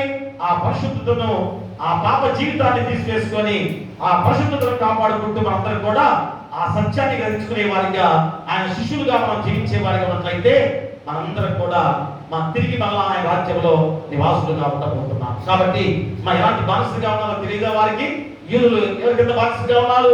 అష్షూరు వారి కింద బానిసలుగా ఉన్నారు, ఐగుప్తు వారి కింద బానిసలుగా ఉన్నారు, బబులోను సామ్రాజ్యం కింద బానిసలుగా ఉన్నారు. ఏమంటారు అక్కడ? తర్వాత చదువుకోండి, సమయం లేదు కనుక. మేము ఎవరికి బానిసలం కాదయ్యా, యూదులం మేము ఎవరికి బానిసలం? అబ్రహాం మా తండ్రి, ఇస్సాకు మా దేవుడు, యాకోబు మా దేవుడు అనుకుంటూ వారు మేము ఎవరికి కూడా బానిసలము కాదు అంటారు కదా. కానీ ఎవరి కింద బానిసలుగా ఉన్నారు? ఐగుప్తు బానిసలుగా ఉన్నారు కదా, అష్షూరు కింద బానిసలుగా ఉన్నారు, బబులోను సామ్రాజ్యంలో బానిసలుగా ఉన్నారు. అది తెలిసి కూడా ఈరోజు యేసుక్రీస్తు వారి దగ్గర ఎలాంటి వాదన చేస్తున్నారు? ఈరోజు మనం కూడా అపవాది బానిసలుగా ఉన్నాం. అలాంటి అపవాది బానిసల సంఖ్యల నుంచి విడిపించబడే విధంగా దేవుడు ఈరోజు శిలువ త్యాగం చేసి ఆ సంఖ్యల బంధాన్ని తిప్పి రక్షించిన దేవాది దేవుడు. కాబట్టి నీకు ఈరోజు నిజమైన స్వాతంత్రం వచ్చిందా? మన ఈ బంధకాల నుంచి విడిపించి నిన్ను స్వతంత్రులుగా చేశారు కదా దేవుడు. మరి ఎలాంటి స్వాతంత్రతను కాపాడుకుంటూ ఈ లోకంలో స్వాతంత్రం ఎలా ఉందో అలాగనే జీవిస్తున్నామా క్రైస్తవులుగా? ఇప్పుడైనా తెలుసుకొని పాపబంధకం నుండి విడిపించే స్వాతంత్రాన్ని నేను పొందుకున్నాను కనుక నేను ప్రేమగా, సమాధానంగా, శాంతియుతంగా అందరితో ప్రేమ కలిగి జీవించేవాడిగా ఉండబోతున్నానని స్వాతంత్ర్యంతో నువ్వు జీవించాలి క్రైస్తవులుగా. ఇక రెండోదిగా మనం చూసినట్టయితే దేవునితో సమాధానం కలిగించే స్వాతంత్ర్యం. రెండోదైతే దేవునితో సమాధానం కలిగించే స్వాతంత్ర్యం. చూడండి, కొరింథీయులకు రాసిన 2వ పత్రిక 5వ అధ్యాయము 18-19 వచనం చదవండి. సమస్తమును దేవుని వలన అయినవి, ఆయన మనల్ని క్రీస్తు ద్వారా తనతో సమాధానపరచుకొని ఆ సమాధానపరచే నేను మాకు అనుగ్రహించాను. అదేమనగా దేవుడు వారి అపరాధములను వారి మీద మోపక క్రీస్తునందు లోకమును తనతో సమాధానపరచుకొనుచు ఆ సమాధాన వాక్యమును మాకు అప్పగించెను. చూడండి ఎంత గొప్ప మాట! సమస్తమును దేవుని వలనైనవి, ఆయన మనల్ని క్రీస్తు ద్వారా తనతో సమాధానపరుచుకొని ఆ సమాధానపరచు పరిచర్యను మాకు అనుగ్రహించెను. అపోస్తలుడైన పౌలు ఎంత గొప్ప సాక్ష్యం చెబుతున్నాడు! అయ్యా, మేము ఎలాంటి పరిచర్య చేస్తున్నాం? ఎందుకనగా సమస్తమును దేవుని వలనైనవే. ఈరోజు మనమేదో డబ్బు ఉంది, అధికారం ఉంది కనుక నేను సాధించుకున్నాను అనుకుంటున్నామేమో కాదు. మాదంతా కూడా దేవుని ద్వారా సాధ్యం చేసుకున్న జీవితాలు మాత్రమే కూడా. కాబట్టి నీకు నువ్వుగా ఏదో సాధించాలని నువ్వు గొప్ప చెప్పుకోవద్దు ఎవరైనా కానీ. ఇప్పుడు మన 10th క్లాస్ సెటిల్మెంట్ ఎగ్జామ్స్ లో తప్పిన బిడ్డలు ఉంటారు కదా, అయ్యా వారందరూ ఎప్పుడు కూడా బాధతో ఉంటారు కదా. మనుషులు కనిపించుకోవాలంటే బాధ ఉంటారు. ఏ మాత్రం కూడా భయపడవద్దు, బాధపడవద్దు. అమ్మా, ఒక అపజయం నీకు వచ్చిందంటే ఖచ్చితంగా దానిలో నిలబడాలని పడుతో నీకు రావాలి, పట్టుదల నీకు రావాలి. అయ్యే తప్పని కనుక నలుగురికి నేను చూపించుకోలేకపోతున్నానని అనుకునే మనస్తత్వంతో నువ్వు ఉండకూడదు. కదా చాలా మంది బిడ్డలు ఆత్మహత్య చేసుకునే వారికి ఉంటారు కదా. ఆత్మహత్య చేసుకుంటే ఘోరమైన పాపమే. మరి తీర్పు సమయంలో ఆత్మహత్య చేసుకున్నా కానీ నేను లాక్కొచ్చి అగ్నిలో మళ్ళా వేస్తారు దేవుడు. కాబట్టి ఆత్మహత్య కాదు. మనం తప్పావు కనుక నేను ఎక్కడ తప్పాను, ఎక్కడ పడిపోయాను, కాబట్టి మళ్ళా తిరిగి నేను చదువుకొని మా గొప్ప జీవితం నేను సాధించుకోవాలి. అది యేసుక్రీస్తు వారి ద్వారా మనం అందరం కూడా పొందుకున్న వారమే కదా. కాబట్టి ఎవరు కూడా సిగ్గుపడకూడదు. మా ఇందుకు సిగ్గుపడేది తల్లిదండ్రులు మీకు పోషిస్తున్నారు. తల్లిదండ్రుల ద్వారా మీరు గొప్పవారు అవుతున్నారు కనుక, దేవాది దేవుడు దీవులు నీకున్నాయి కనుక తిరిగి మళ్ళా పట్టుదలతో సాధించుకొని అంతకన్నా గొప్ప మార్పులు సాధించుకుంటే అది గొప్ప ఆధిక్యత. కాబట్టి ఈరోజు అపోస్తలుడైన పౌలు కూడా చెప్తున్నాడు ఏమని, మా అపోస్తలుడైన పౌలు కూడా తప్పిదం చేసిన వాడే కదా, క్రైస్తవులను హింసించిన వాడే. కానీ అతను తన తప్పు దమస్కు మార్గంలో ఎప్పుడైతే తెలుసుకున్నాడో, దేవుని వెలుగు ద్వారా అయ్యో నేను పాప జీవితంలో ఉన్నానని తెలుసుకున్నాడో, ఆ పాప బంధకాల నుంచి స్వాతంత్ర్యం పొందుకొని క్రీస్తు న్యాయపీఠం ఎదుట నిలబడాల్సి ఉందని ఎరిగి పౌలు తన జీవితమును గడిపిన గొప్ప విధానము. అంతేగాని ఏదో భయము లేకపోతే కీడు సంభవిస్తుందని ఏ మాత్రం కూడా ఆయన ఆ విధానమైన విధానంలో కాదు. దేవుని ఎడల కలిగి ఉండవలసిన గౌరవ భావనకు సంబంధించిందై ఉండవాలని తలంచుతూ దేవుని ఎడల భయము, ప్రేమ, భక్తితో కూడిన జీవితాన్ని అపోస్తలుడైన పౌలు పొందుకున్న గొప్ప విధానం. అందులో యోబు గ్రంథం చూడండి ఒకసారి. యోబు గ్రంథంలో 28వ అధ్యాయం చదవండి. 28వ అధ్యాయం 28వ వచనం.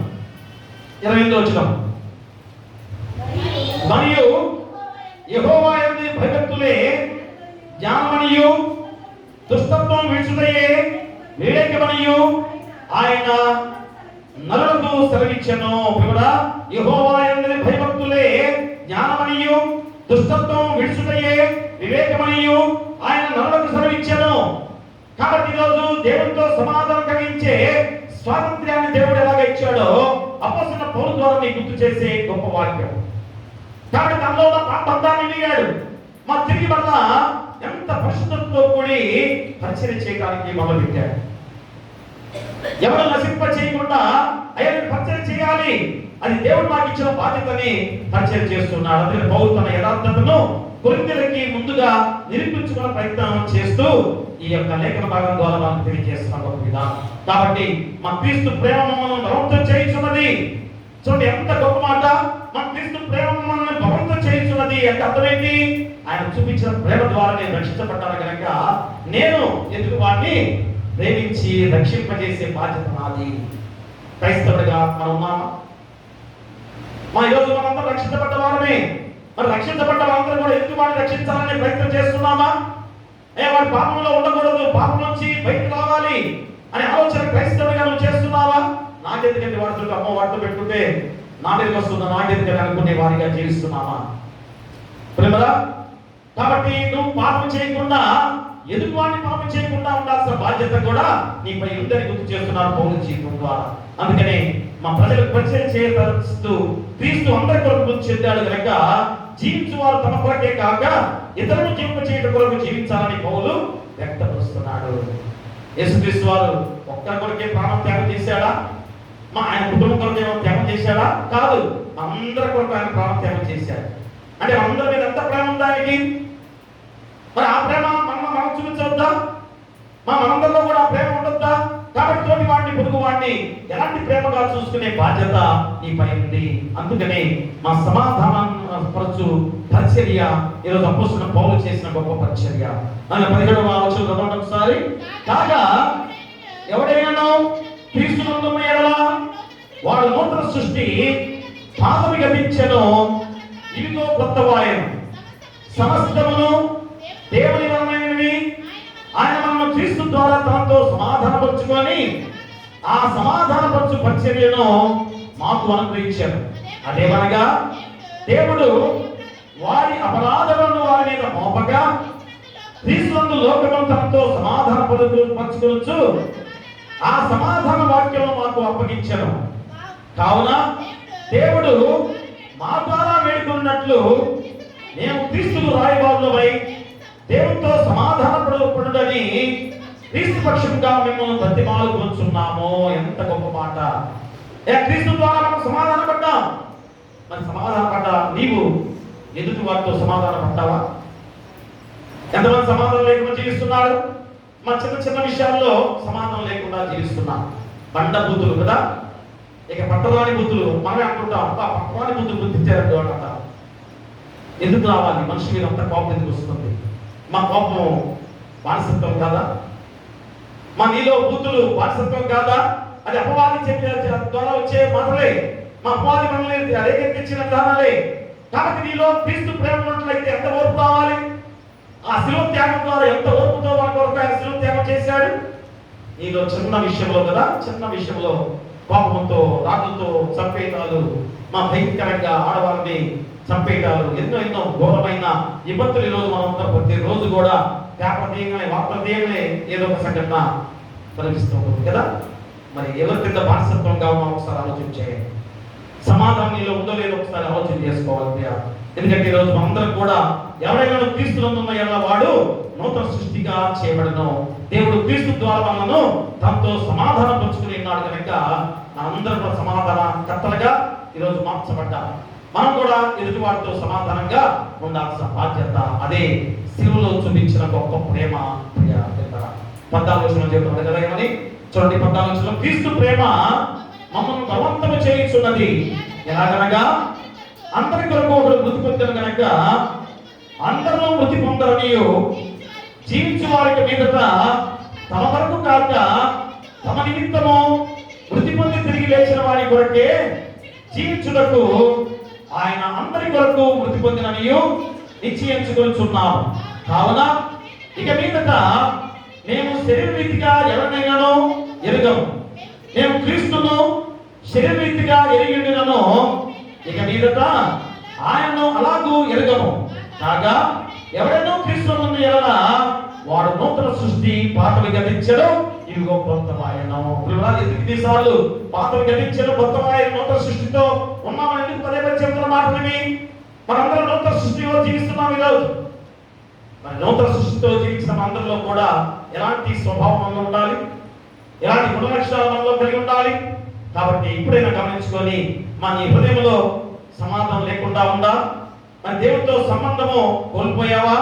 ఖచ్చితంగా ఈరోజు క్రీస్తు దగ్గరికి మళ్ళా వచ్చినట్లయితే ఇప్పుడు కూడా నేను సమాధానం పంచుకోగల శక్తివంతుడు దేవుడు.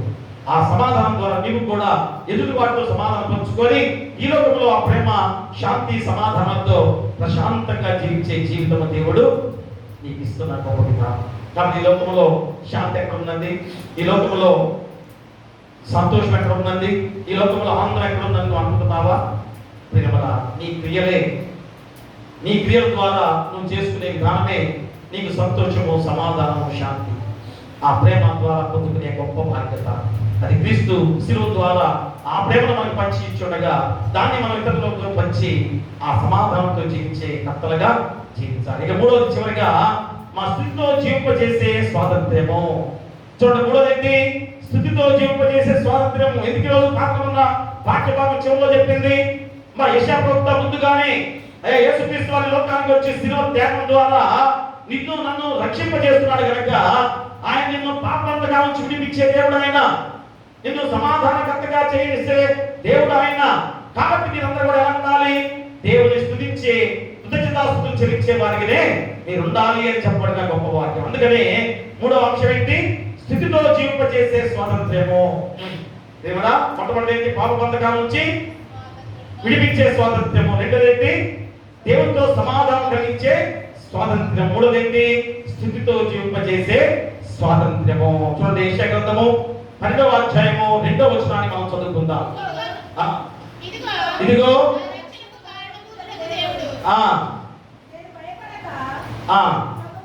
ఇదిగో నా రక్షణకు కారణభూతులకు దేవుడు, నేను భయపడక ఆయనను నమ్ముకొనుచున్నాను.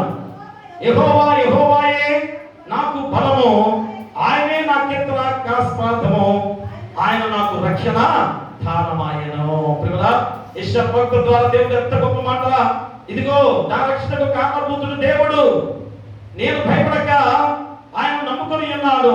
యెహోవా యెహోవాయే నాకు బలము, ఆయనే నా కీర్తనకు ఆస్పదము, ఆయన నాకు రక్షణ ఆధారమాయను. ఇంత గొప్ప సాక్ష్యంతో కూడిన మాట కదా. కాబట్టి ఈరోజు దేవుని రక్షణ కార్యం తలంచి కృతజ్ఞతాస్తుతులు చెల్లించుట కర్తవ్యంగా భావించాల్సిన బాధ్యత మనకుంది. ఈరోజు మన శిలువ త్యాగము మన లెక్క ధ్యానాల ద్వారా ఎంత పవిత్రంగా మనం దేవుని ఆలయంలో జీవించాం. తర్వాత ఇష్టపడిన రోజు పునరుద్ధారుడుగా తిరిగి లేచిన తర్వాత ఎంత శక్తివంతులుగా మార్చబడి అని ఆరాధనలో మనం పాల్గొన్నాం. మన ఇక్కడ 40 రోజులు దేవుడు మనకు ప్రత్యక్షపరుచుకొని ఎంత శక్తివంతులుగా మార్చిన దేవుడు. 10 రోజులు కృతజ్ఞతాస్తుతులు చెల్లించవా దేవుడికి? ఇంత గొప్ప రక్షణ భాగ్యాన్ని దేవుడు నాకు ఇచ్చి ఉండగా దేవుడి నిత్యము కృతజ్ఞతాస్తుతులు చెల్లించుకోవాలని ఆలోచన చేయవా? అందుకని ఈ రోజు యెషయా ప్రవక్త ద్వారా ఈ అధ్యాయం ఒక స్తుతి కీర్తనతో కూడి ఉన్నదని నీ గుర్తు చేస్తున్నాడు. మెస్సియా రాజ్యం అనగా క్రీస్తు రాజ్యంలో దేవుని ప్రజలు ఆనందమును ఈ వాక్య భాగము వివరించుచూ చెప్పే గొప్ప మాటలుగా దేవుడు గుర్తు చేస్తున్నాడు. అంటే దేవుడి కోపము చల్లారి వారిని కనికరించినందులకు రక్షణాధారమైన దేవుని నమ్ముకొని స్తుతించుట కర్తవ్యమని భావించే లేఖన భాగం. దేవుడి కోపం చల్లారిపోయింది, మా మరలా మనల్ని కనికరించి ఆయన రక్షించాడు. కాబట్టి నువ్వు ఎలా ఉండాలి? ఖచ్చితంగా ఆయనకే కృతజ్ఞతాస్తుతులు చెల్లించుకునే వారు ఉండాలి. ఇక వేరే వ్యాపకం నీలో ఉండకూడదు, వేరే విధానంలో ఉండకూడదు, ఈ లోక విధానంలో జీవించకూడదు. ఆయనే మనకి దిక్కు, ఆయనే మనకి ఆధారము, ఆయనే మనకు కర్తగా ఉన్న దేవాది దేవుడు ప్రేమదా. కాబట్టి దేవుని స్తుతించాలి, ఆయన నామమును ప్రకటించాలి, జనములో ఆయన క్రియలను ప్రసవం చేయాలి, మరియు ఆయన నామమును ఘనమైనదని జ్ఞాపకం తెచ్చుకొని ప్రతి నిత్యం కూడా కృతజ్ఞతాస్తుతులతో దేవుని కృతజ్ఞతాస్తుతులు చేర్చుకోవాలి. ఇంత గొప్ప రక్షణ భాగ్యాన్ని ఆయన చూడగా మరి నువ్వు ఎలా ఉన్నావో అందుకని యెషయా ప్రవక్త ద్వారా నీకు గుర్తు చేస్తున్నాడు. దేవుడు తన మహాత్మ్యమును వెల్లడిపరచుతున్న ఆయన కృతజ్ఞతాస్తుతులు చెల్లించవాలని ప్రవక్త యూదులకు హెచ్చరిక చేస్తూ చెప్పిన సందర్భం. ఆయన ఎంత గొప్ప రక్షణ పొందుకొని కూడా దేవునికి కృతజ్ఞతాస్తుతులు చెల్లించరా? కాబట్టి ఇప్పుడైనా కానీ మీరు తెలుసుకోండి. ఆనందే వారు తెలియదు పాతమాన కాలంలో యెషయా ప్రవక్త ప్రవచించిన కాలంలో, కానీ రోజు నీకు నాకు అందరూ కూడా ఎలాంటి రక్షణ ఇచ్చాడో అందరూ తెలుసు కనుక ప్రతి నిత్యం, ప్రతి సెకండ్, ప్రతి నిమిషము, ప్రతి గడియ కూడా ఆయనకే కృతజ్ఞతాస్తుతులు చెల్లించుకుంటూ మనం గడపాలి. ఆయన నామాన్ని గణపరుచుకుంటూ గడిపే గొప్ప బాధ్యతను దేవుడు గుర్తు చేస్తున్నాడు. కాబట్టి యెషయా ఇక్కడ రక్షించబడిన ప్రజలు స్తుతి పాడుతూ మనందరూ కూడా ఎలాగా స్తుతి గీతాలు పాడుకుంటాం కదా. ఆరాధనలో చక్కటి ఆరాధన పాడుకుంటాం, పాట పాడుకొని తప్పపై చెబుతుంటాం కదా. అంటే చక్కటి పాట చదువుకుంటూ ఒక్క చిన్న మళ్ళీ పాడుకుందాం చివరిగా. నాకెంత ప్రోత్సాహానందంబు కల్గుట కేకర్త ఘనమైన హేతువైయుండు నాకు గల తండ్రి నాదుడగును నేను మురియు శ్రీకరబగు నామమేది సిల్వపడ్డ యేసుక్రీస్తే. నాకెంత ప్రోత్సాహనందంబు కల్గుట ఏకర్త ఘనమైన హేతువైయుండు నన్ను రక్షింప మరణం పొంది సమాధి ఎన్నాటికి నీ గెలిచి యున్న ప్రభువు నందు ఉన్న విశ్వాసం నాకు దుస్సవమును కలుగ చేయును. నా ప్రభువికెవ్వరు సిల్వపడ్డ యేసుక్రీస్తే. నాకింత ప్రోత్సాహనందంబు కల్గుట ఏకర్త ఘనమైన హేతువైయుండు. ఆ కీర్తనలో ఈ కీర్తన పుస్తకంలో పైన ఉంది రక్షణానందం అని రాసింది కదా. తర్వాత క్రీస్తునందలి నా ఆనందం అని రాసింది అక్కడ. చూడండి ఎంత రక్షణానందం ఈరోజు మనలో ఉంది. మా దేవాది దేవుడు మాకు ఇచ్చిన రక్షణానందము ఎంత మనలో పొందుపరిచాడు. ఆ రక్షణానందం ఈరోజు ఎంత ఒకడ వేయాలి. ఉదయాన్నే దూడ చూస్తున్నాం. ఎక్కువగా ఇక్కడ నేను ఆస్వాదించింది ఏంటంటే తెల్లని దూడ, ఆవులతో ఉండే చిన్న దూడ, తెల్లగా ఉండే దూడ. నేను ఎక్కడో చూసాను, అది చిన్నప్పటి నుంచి కూడా నాకు మదిలో ఇప్పుడు కూడా చెంగు తూగుతూ మొత్తం కూడా తిరిగి దాదాపు 1 గంట సమయం చక్కగా పాలు తాగి తల్లి దగ్గర అది తిరుగుతుంటే నేను దగ్గర చూసేవాడిని. ఒక చోట ఎంత ఆహ్లాదకరంగా ఆ దూడ ఎంత గంతులు వేస్తుంది, ఎంత ఆరోగ్యకరంగా గంతులు వేస్తుంది. అంతకన్నా శక్తివంతులుగా ఈరోజు నిన్ను నన్ను మార్చిన దేవుడికి మనం ఎంతటి ఆనందగానంతో దేవుని ఆరాధించుకోవాలి, దేవుని స్తుతించుకోవాలి. కాబట్టి ప్రియ దేవునిలా విడిపింపబడిన జీవితము స్తుతి జీవితం ముందు నీ ఏడుపు ఇప్పుడు ఆనందకరంగా మార్చబడిన గొప్ప విధానం కదా. మరి ఇకను ఏ రీతిగా ఆయన ఎంతటి బంధకాల నుంచి విడిపించిన దేవుడు ఎలా ఉండాలి? హల్లెలూయా హల్లెలూయా అంటూ దేవాది దేవునికి స్తోత్రాలు చెల్లించుకునే గొప్ప విధానంలో ఉండాలి. అందుకని ఆనాడు ఎర్ర సముద్రం దాటిన తర్వాత మోషే స్తుతి గీతాన్ని పాడుకుంటూ ప్రయాణం చేసిన సందర్భం నిర్గమకాండంలో 15వ అధ్యాయం అంతా కూడా చదివితే మా స్తుతి పాడుకుంటూ దేవుణ్ణి ఎంతగా కనబరుచుకుంటూ వెళ్ళారు కదా. అంత భయంకరమైన ఎర్ర సముద్రాన్ని 2 పాయలుగా చేసి దాంట్లో నడిపించుకుంటూ తీసుకెళ్ళాలంటే ఎంత గొప్ప విధానం కదా. తర్వాత ఇంకా మనం పొందినటువంటి మరొక ప్రతిరోజు స్తుతించుకునే విధానంలో చెరసాలలో పౌలు సేవలు స్తుతించారు కదా. చెరసాలలో పౌలు సేవలు ఎంత స్తుతించారు. మరి ఈరోజు నీవు ఇంతగా రక్షించబడిన తర్వాత దేవునికి ఎలాంటి స్తుతి గానాన్ని నీ హృదయం ద్వారా ప్రసరిస్తున్నావు ఆలోచన చేసుకో ప్రియాన్ని. మరి అందుకని ఈరోజు దేవుడు మనతో మాట్లాడుతున్న నిజమైన స్వాతంత్రము డబ్బులో లేదు. అమ్మా నేను స్వాతంత్రం పొందుకున్నా కనుక డబ్బు సంపాదించాను, విచ్చలవిడిగా అధిక ధనవంతుడిగా అయిపోయాను కదా. కొన్ని పేర్లు మనకు తెలుసు కదా. ఆ కొన్ని పేర్ల వారే కోటీశ్వరులుగా మారిపోయిన మన దేశం ఈరోజు మనం చూస్తున్నాం. మరి లేని వారి పరిస్థితి ఎంతమంది, పేదరికంలో ఉన్న వారు ఎంతమంది?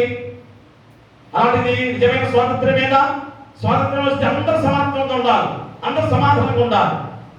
ఈ లోకపరమైన స్వాతంత్రం ఎవరు మనకి లాభం చేకూర్చిందా?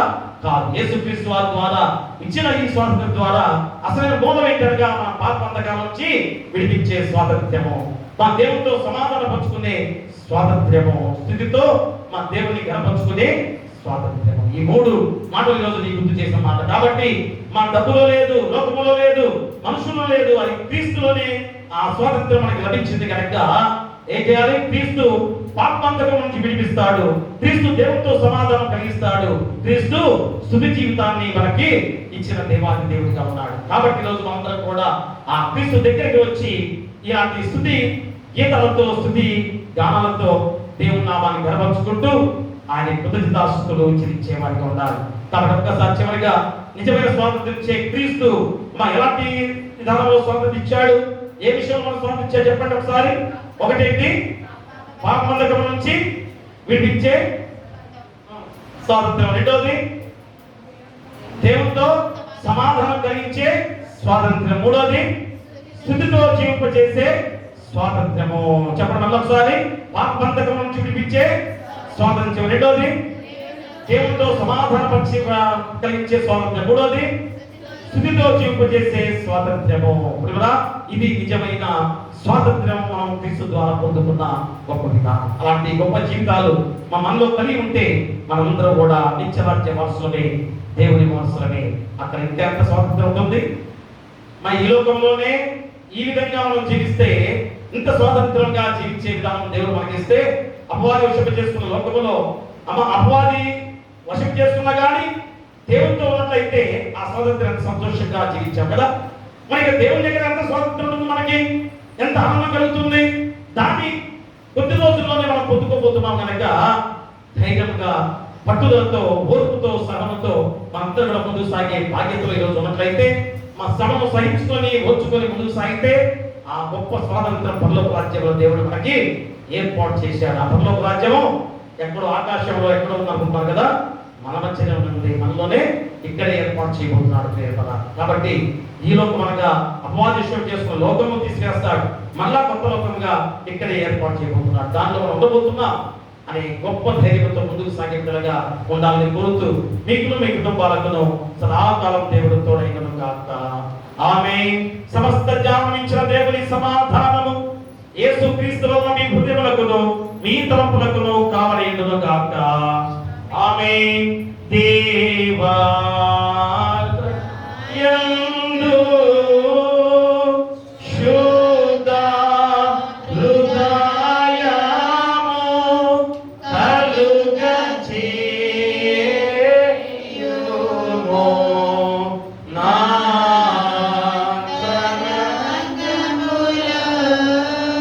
స్థిరమైన మనసును తలుపుగా పుట్టించుము. నీ సన్నిధానములో నుండి నన్ను త్రోసివేయకుము. నీ పరిశుద్ధాత్మను నా యొద్ద నుండి తీసివేయకుము. నీ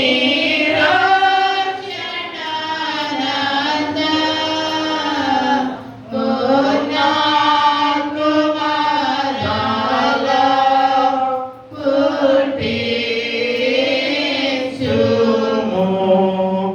సమాధి గల మనసు కలుగ చేసి నన్ను దృఢపరచుము.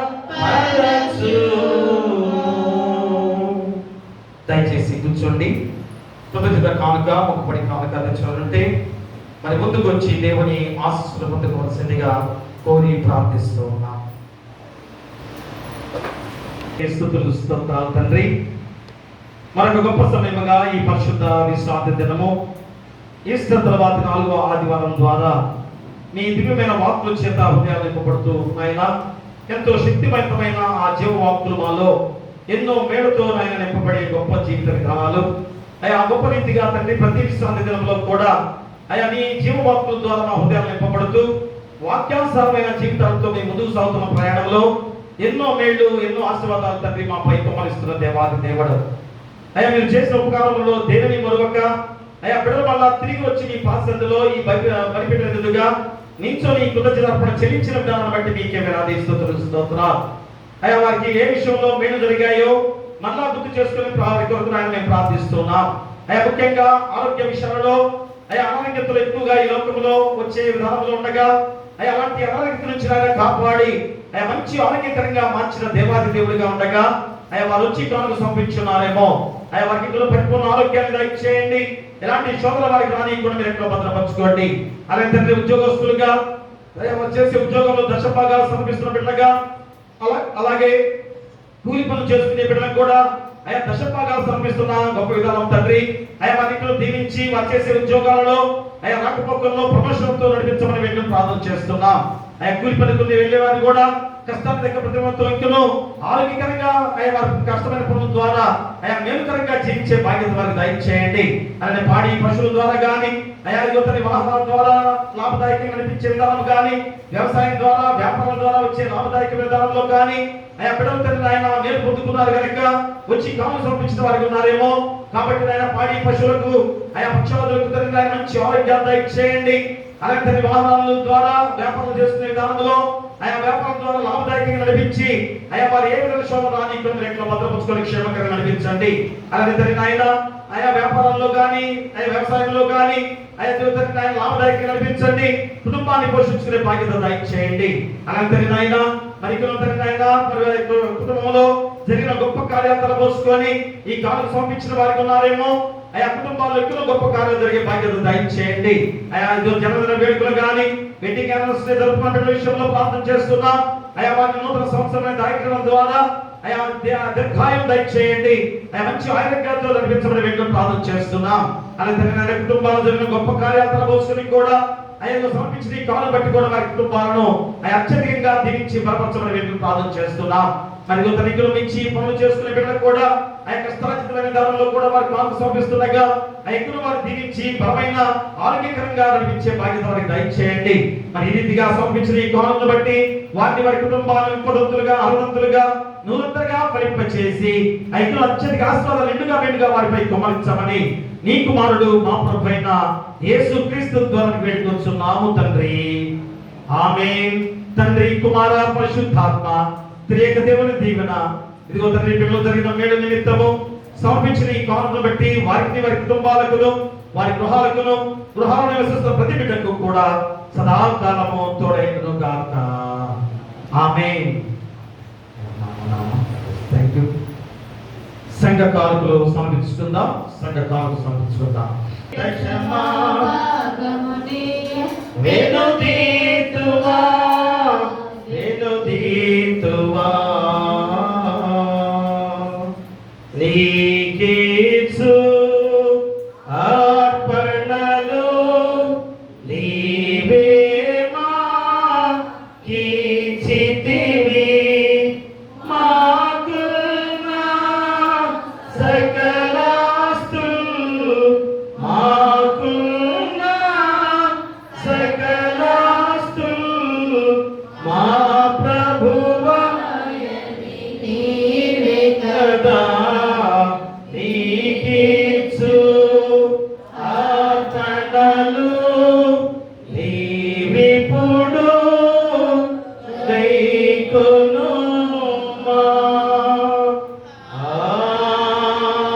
ఆమేన్. ముఖ్య ప్రార్థన. దైవ ప్రభువా మా ప్రార్థన ఆలకించి మనందరూ కూడా ప్రార్థనలోకి దించండి. ప్రార్థన చేసుకుందాం. సర్వశక్తియు మిగిలిన కనికరమైన దేవా, మా ప్రభువైన యేసుక్రీస్తు యొక్క తండ్రి, నీవు మాకు కలిగించుచున్న మేళనిధి నిమిత్తములు మా ఎడ నీకు గల కరుణ వాత్సల్య నిమిత్తములు నిన్ను స్తుతించుచున్నాం. ముఖ్యముగా నీ ప్రియ కుమారుని మాకు కొరకిచ్చినందుకును నీ చిత్తముల కృపను మాకు బయలుపరిచినందుకును నీకు కృతజ్ఞతాస్తుతులు చెల్లించుచున్నాము. మేము యథార్థమైన మంచి హృదయముతో నీ వాక్యమును అంగీకరించి భద్రపరుచుకొని సర్వదా మంచి ఫలములు ఫలించినట్లు దానిని మాలో నాటిపోమని నిన్ను వేడుకొనుచున్నాము. రక్షణ కలిగించిన నీ వాక్యమందలి పవిత్రమైన బోధయందు నీ సార్వత్రిక సంఘమును కాపాడేయమనియు అందువల్ల నీ యందు మాకు గల విశ్వాసం బలపడి సకల జనుల మాలో ప్రేమ వృద్ధి పొందినట్లును అనుగ్రహింపమనియు మిగిలిన మనపూర్వకముగా నిన్ను వేడుకొనుచున్నాము. నీ వెలుగును నీ సత్యమును భూదిగంతము వ్యాపింపచేయము. మా స్వజనులకు సకల జనాంగములకును నీ స్వార్థం పడించకు నమ్మకమైన గురువులను బోధకులను ప్రతిష్ఠించి వారి పనులంతెందును వారిని నడిపించి కాపాడి అభివృద్ధి కలుగు చేయము. సంఘములకు సంబంధించిన శాస్త్ర పాఠశాలలను వేద పాఠశాల పాఠశాలను దీవించుము. వారి నుండి వాక్య సేవ ఎందును రోగులకును కష్టంలో ఉండు వారికి బీదలకును పరిచయం చేయటి అందును జీవనోపాయం నుండి అందును నిన్ను సేవించు స్త్రీ పురుషులు బయలువెళ్ళినట్లు అనుగ్రహించుమని వినయముతో వేడుకొనుచున్నాము. నీ వాక్యమును వెలుగు మా గృహముల నిరంతరమును ప్రకాశింపనిమ్ము. పరిశుద్ధ బాప్తిస్మమును నీ బిడ్డలతో చేసిన వడపడికను వారు నిలుపుకున్నట్లు సంఘ బిడ్డలందరినీ కాపాడము.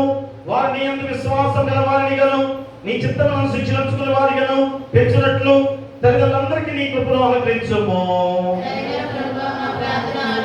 అధికారులందరికీ ముఖ్యంగా రాష్ట్రపతికి ప్రధానమంత్రికి ముఖ్యమంత్రులకును గవర్నర్లకును శాసన నిర్మాణ సభ్యులకు న్యాయాధిపతులకును అలాగే గ్రామ సర్పంచ్ ఎంపీడీసీ జెడ్పీడీసీ వారుకును అందరికీ క్షేమమును ఆరోగ్యమును అనుగ్రహించుము. వారి నీతి న్యాయమును నిలవబెట్టి దివ్యమైన నీ చిత్త ప్రకారం ఏలునట్లు వారికి కృపను అనుగ్రహింపము. శాంతి స్థాపనలో ప్రపంచ పాలకులు నాయకులు నీ చిత్త ప్రకారం చేయనట్లు వారికి జ్ఞానమును అనుగ్రహించి నడిపించుము. ఓ దేవా, ఆయా విధమైన ఆపదలో ఉన్న వారందరూ ముఖ్యంగా నీ నామము నిమిత్తమును నీ సత్యము నిమిత్తమును శ్రమపడుచున్న వారు తమ బాధలు తండ్రి భావం గల నీ చిత్తమును అనుసరించి కలిగిన నేను తెలుసుకొని సహించుకున్నట్లు వారిని పరిశుద్ధాత్మ చేత ఆవరింపుము. మా శరీరాత్మలు కలుగు హాని నుండి అపాయం నుండి తప్పు బోధ నుండి చెప్పసత్యముగా నీ దయను కృపను కలిగినను బట్టి మమ్మల్ని కాపాడుము. కష్టకాలందలను సకల జీవులకు ముఖ్యముగా నన్ను నమ్మవారికి సహాయకుడుగాను రక్షణగాను కనపరుచుకున్నామని నిన్ను వేడుకొనుచున్నాము. యుక్తకాలమందు ఆవశ్యకమైన భూఫలములు మేము అనుభవించినట్లు వారిని వృద్ధి పొందించుము. జీవనోపాధికారమైన న్యాయమైన వృత్తులను, పవిత్రమైన విద్యలను, ఉపయోగకరమైన జ్ఞానమును వికసింపజేసి ఆశీర్వదింపుము. ఓ దేవా, ఈ మనవలింకను మేము నిశ్చిత ప్రకారం అడుగుతున్నాం. అయ్యా, మా సంఘంలో ఎవరైతే అనారోగ్యంతో బాధపడుతున్నారో అయ్యా వారందరూ కూడా యేసునామములో గద్దించి మీ హస్తాలతో తాకి అయ్యా ముట్టి స్వస్థపరచండి. అలాగే ఎవరైతే కష్టాల్లో అయ్యా మరణ విధానంలో కుటుంబాలు ఎంతో దుఃఖంలో ఉన్న కుటుంబాలు అయ్యా పరిచే విధంగా వారి కుటుంబాలకు అలాగే తగిన ఆయన ఇంకను ఐదులో తగిన ఆయన మరి చిన్నబిడ్డలకు తగిన ఆయన ఎండల్లో భయంకరమైన ఎండలు వస్తున్నాయి. అయ్యా 50 డిగ్రీలు కూడా దాటిపోతున్నాయి కనుక అయ్యా మీ కృప ద్వారా పెద్దవారిని చిన్నవారిని అందరినీ కూడా ఎండ దెబ్బ తగలకుండా కాచి కాపాడమని వేడుకలు ప్రార్థన చేస్తున్నాం. ఆయన తగిన ఆయన వ్యవసాయదారులను వ్యాపారస్తులను అయ్యా లాభదాయకంగా నడిపించండి. అలాగే తగిన ఆయన వాహనాలు ప్రతి వారిని కూడా క్షేమకరంగా నడిపించండి. ఎందుకంటే అయ్యా వాహనాల మీద ఎన్నో ప్రమాదాలు ప్రత్యక్షంగా చూస్తున్నాం తండ్రి ఎండల కాలంలో. కాబట్టి ఆయన అయ్యా మీ కృప ద్వారా ఈ వాహనాల మీద ప్రతి వారిని కూడా క్షేమకరంగా నడిపించమని వేడుకలు ప్రార్థన చేస్తున్నాం. అయ్యా మిర్చి పనులు చేసే బిడ్డలందరికీ కూడా, మిర్చి ఆటో పనులు చేసే బిడ్డలు కూడా అయ్యా దీవించి బలపరిచి ఏ శోధనలో నీకున్న వ్యక్తులు భద్రపరచుకోండి. నీకు ఆయన ఈ గొప్ప సమయంలో అయ్యా మా నూతన దేవాలయ నిర్మాణ విషయంలో కూడా అయ్యా అంతకన్నా గొప్ప దేవాలయ నిర్మాణం కొనసాగాలి. అయ్యా అది ఖచ్చితమే. ఎందుకంటే ఆయన దేవుని మాట ప్రకారం, దేవుని వాక్య ప్రకారంగా అది చేయకపోతే ఎంతో ఘోరమైన నష్టము జరగబోతుందని కూడా ముందుగా శ్రమిస్తూ ఉన్నారు. కాబట్టి మా బిడ్డలు ఖచ్చితంగా, ఎందుకంటే ఆయన ఇంత గొప్ప ఇనుము ఖర్చుతో కూడుకున్న ఇనుము తుప్పు పట్టకూడదు తండ్రి. అయ్యా తుప్పు పట్టడం అంటే అది ఎంత దారుణమైన విషయము. అయ్యా తుప్పు అనేది అపవాదికి సాదృశ్యం. అయ్యా ఎంత గొప్ప ఇటుక, కంకర, ఇసుక ఇంత గొప్ప విధానంలో ఉండి కూడా అయ్యా సిమెంట్ బస్తాలు పాడైపోయిన విధానం. అయ్యా బిడ్డల్లో అయ్యా కలిగించే మనస్తత్వాన్ని తీసుకొచ్చి ఐకమత్యంతో అందరూ కూడుకొని ఆ గొప్ప దేవాలయ నిర్మాణానికి ముందుకు సాగే బాధ్యత ప్రతి బిడ్డకు దయచేయండి. మరి గొప్ప సమయంలో నాయన ఇదిగో ప్రతి మా సంఘాన్ని బట్టి మేము ప్రార్థన చేస్తున్నాం. ఐకమత్యంతో, ప్రేమలతో, అనురాగాలతో నడిపించే బాధ్యత దయచేయండి. అయ్యా పిల్లలకి వారి బిడ్డలు దయచేయండి. వివాహాలు కాని వారికి వివాహాలు చేయండి. ఉద్యోగాలు లేని ఉద్యోగాలు దయచేయమని, ఆర్థికంగా ఇబ్బందులు ఆర్థికంగా సాయం చేయమని, అలాగే తల్లి విధానాల పక్కన వ్యాజ్యం చేస్తూ మీ కృప ఆశీస్సులు వారిపై కుమ్మరించమని వేడుకలు ప్రార్థన చేస్తున్నాం. అలాగే వివాహాలు జరిగే బిడ్డల విషయంలో కూడా అయా ఘనంగా వివాహాలు జరగడానికి మీ కృప దయచేయమని వేడుకలు ప్రార్థన చేస్తున్నాం. మరి ఇక్కడ ఈ సమయంలో 10th class intermediate exams results వచ్చి ఉన్నాయి. అయా బిడ్డలు ఎవరైతే తప్పిన వారు ఉన్నారో అయ్యా వారు ఇంకనూ ధైర్యం తెచ్చుకోవాలి. అయ్యను ఏ మాత్రం సిగ్గుపడకూడదు. ఎందుకంటే ఆయన తర్వాత కష్టపడి అంతకన్నా గొప్ప మార్కులు విజయం సాధించుకునే బాధ్యతగా ఆ బిడ్డలను ధైర్యంగా ముందు నడిపించే బాధ్యత దయచేయండి. అయ్యా పాస్ అయిన ప్రతి బిడ్డను కూడా దీవించి పై ప్రమోషన్లతో అయ్యా మంచి చదువుతో ఉద్యోగాలు స్థిరపడే బాధ్యత బిడ్డలు దయచేయండి. మరి ఇక్కడ అయినా మరి గొప్ప సమయంలో చిన్న బిడ్డలు కానీ ఎవరైనా కానీ ఈ ఎండాకాలంలో అయ్యా ఎక్కడెక్కడికో వెళ్ళి ఆయన బిడ్డలు ప్రాణాల మీద తెచ్చుకుంటున్నారు. అయ్యా బిడ్డలు ఎవ్వరు కూడా అలాంటి స్థితికి వెళ్లకుండా తల్లిదండ్రుల సమక్షంలోనే ఉండాలి. ఆయన తల్లిదండ్రులు చెప్పిన మాట వింటూ నడిస్తే అయ్యా వారు ఏ ప్రాణాపాయానికి గురి కాకుండా ఉండబోతున్నారు. అట్టి కృప మా సంఘంలో మా బిడ్డలందరికీ, మా కుటుంబాలకు దయచేయమని, తల్లిదండ్రులు కూడా అయ్యా బిడ్డలు ఎక్కడ ఉన్నారు, ఏ విధంగా ఉన్నారని ప్రతి నిమిషం కూడా వాకం చేసే బాధ్యత దయచేయండి. ఎండల్లో బిడ్డలందరూ ఎవరిని కూడా తిప్పకుండా మీ కాపులతో నడిపించే బాధ్యత దయచేయండి. అదే తల్లి ఆయన సమర్పించిన ఈ కానులు బట్టి, కృతజ్ఞత కానులు బట్టి, మొక్కుబడి కానులు బట్టి, దశభాగాలు ప్రథమ ఇచ్చిన వారు బట్టి, అయ్యా కుప్పడి బియ్యాలను తీసుకొచ్చిన వారు బట్టి వారిని వారి కుటుంబాలను 30ంతులుగా 60ంతులుగా 100ంతులుగా ఫలింప చేయమని వేడుకలు ప్రార్థన చేస్తున్నాం. అలాగే దేవాలయంలో ఉపకరణములు ఆయన బిడ్డలంతా గొప్ప దీవెనకరము. అయ్యా వారి ఇంత డబ్బు ఆయన దేవుని సేవకు పరిచయకి ఇచ్చే విధానంలో ఈ రోజు తండ్రి ఆయన ఆ గొప్ప విధానంలో తండ్రి మరి శుక్రవారం మాకు ఉపవాస కూడిక సందర్భంలో దీక్షలు ఆయన అవసరం వచ్చిన విధానమే. కాబట్టి ఆయన బిడ్డలు ఆయన నాగపట్నం టూర్ వెళ్ళిన బిడ్డల్లో అయ్యా డబ్బులు, మిగిలిన డబ్బుల్ని అయ్యా ఆ డబ్బులతో ఆ యొక్క వస్తువులు కొనుక్కొని తీసుకొచ్చి ఉన్నారు. అయ్యా వారి కుటుంబాలందరూ కూడా దీవించండి. అయ్యా దాన్ని కర్తలుగా నడిపించిన వారు, అయ్యా సాధులుగా నడిపించిన కుటుంబం ఉన్నవారు అయ్యా ఎంత గొప్ప బాధ్యత. ఆ డబ్బులు, మిగిలిన డబ్బులు అయ్యా తిరిగి వేద్దాం అనుకునే దానిలో అందరూ కూడా అనుకొని అయ్యా ఖచ్చితంగా దేవుని ఆలయానికి ఏదో ఒక వస్తువు తెద్దామని నిర్ణయం చేసుకున్నారు. అయ్యా కాబట్టి వారందరూ కూడా దీవించి బలపరచమని వేడుకలు ప్రార్థన చేస్తున్నాం. అలాగే తల్లి నాయన ఈ గొప్ప సమయంలో మరొకసారి నాయన మా సంఘంలో ఐకమత్యంతో నడిచే బాధ్యత దయచేయమని, అయ్యా ప్రభరాత్రి సంస్కారం స్వీకరించబోతుండగా మీ పరిశుద్ధాత్మ శక్తి ద్వారా మిమ్మల్ని పోల్చుకునే బాధ్యత దయచేయండి. ప్రభరాత్రి సంస్కారము కానుక సమర్పించిన బిడ్డలు కూడా దీవించి బలపరచమని మరోసారి ఆయన బిడ్డలు తిరిగి వెళ్తుండగా క్షేమకరంగా గృహాలు నడిపించమని మా సంఘం చుట్టూ గ్రామం చుట్టూ కూడా మీ దేవదూతల కంచెగా ఉంచమని నీ కుమారుడు మా ప్రభువైన యేసుక్రీస్తు ద్వారా వేడుకొంచున్నాము తండ్రి. ఆమేన్. పరలోకమందున మా తండ్రి, నీ నామం పరిశుద్ధపరచబడును గాక, నీ రాజ్యం వచ్చును గాక, నీ చిత్తం పరలోకమందు నెరవేర్చును భూమి యందు నెరవేరును గాక. మా ఆహారం నేడు మాకు దయచేయము. మాలో అపరాధము చేసిన వారిని క్షమించిన ప్రకారం మా అపరాధములను క్షమించుము. శోధనను దుష్టుడు తప్పించుము. రాజ్యమును శక్తియు మహిమయు నిరంతరము నీవై ఉన్నవి. ఆమేన్. దయచేసి కూర్చోండి. అయ్యా సాక్ష్యం చెప్పే సుధాకర్ గారు దయచేసి రండి. తెలుగుమల్లి సుధాకర్ గారు సాక్ష్యం చెప్పడానికి రావాల్సిందిగా కోరి ప్రార్థిస్తున్నాం. అంతలో వివాహ ప్రకటన చదువుతున్నాను. గుంటూరు జిల్లా గుంటూరు రూరల్ మండలం చౌడవరం 26వ వార్డు గ్రామ వాస్తవ్యులు శ్రీ జరుగుమల్లి యోహాను భాగ్యము గారి కుమారుడు చిరంజీవి జరుగుమల్లి నాగేశ్వరరావు నాయకును, పల్నాడు జిల్లా నర్సరావుపేట మండలం పెట్లూరు వారిపాలెం గ్రామ వాస్తవ్యులు శ్రీ కలతోటి రవికుమార్ లేట్ సౌజన్య గారి కుమార్తె చిరంజీవి సౌభాగ్యవతి కలతోటి ప్రేమకుమారి అనే అమ్మకును దేవుని ఏర్పాటు ప్రకారం 7/5/2026 అనగా గురువారం సాయంత్రం 4:30 పరిశుద్ధ యోహాను లూథరన్ దేవాలయం చౌడవరంలో పరిశుద్ధ వివాహం జరపనిశ్చయమైనది. వీరి పరిశుద్ధ గృహస్థ జీవనంలో వర్ధిల్లినట్లు వారి నిమిత్తమైన సంఘమును ప్రార్థన చేయవాలని కోరుతున్నారు. వీరు జతపరచబడకూడదని న్యాయమైన సహేతు ఎవరైనా కనపరచగలిగిన ఎడల అట్టి వారు తమ ఆక్షేపణను వివాహ తేదీలోగా తెలియచేయవలను. ఇది 3వ ప్రకటనగా చదివిస్తున్నాం. కాబట్టి ఆ వివాహం కొరకు అందరూ కూడా ప్రార్థన చేయండి. మరి ఎంతో ఘనంగా జరగడానికి అందరూ కూడా ప్రార్థన చేయవలసిందిగా కోరి ప్రార్థిస్తున్నాం.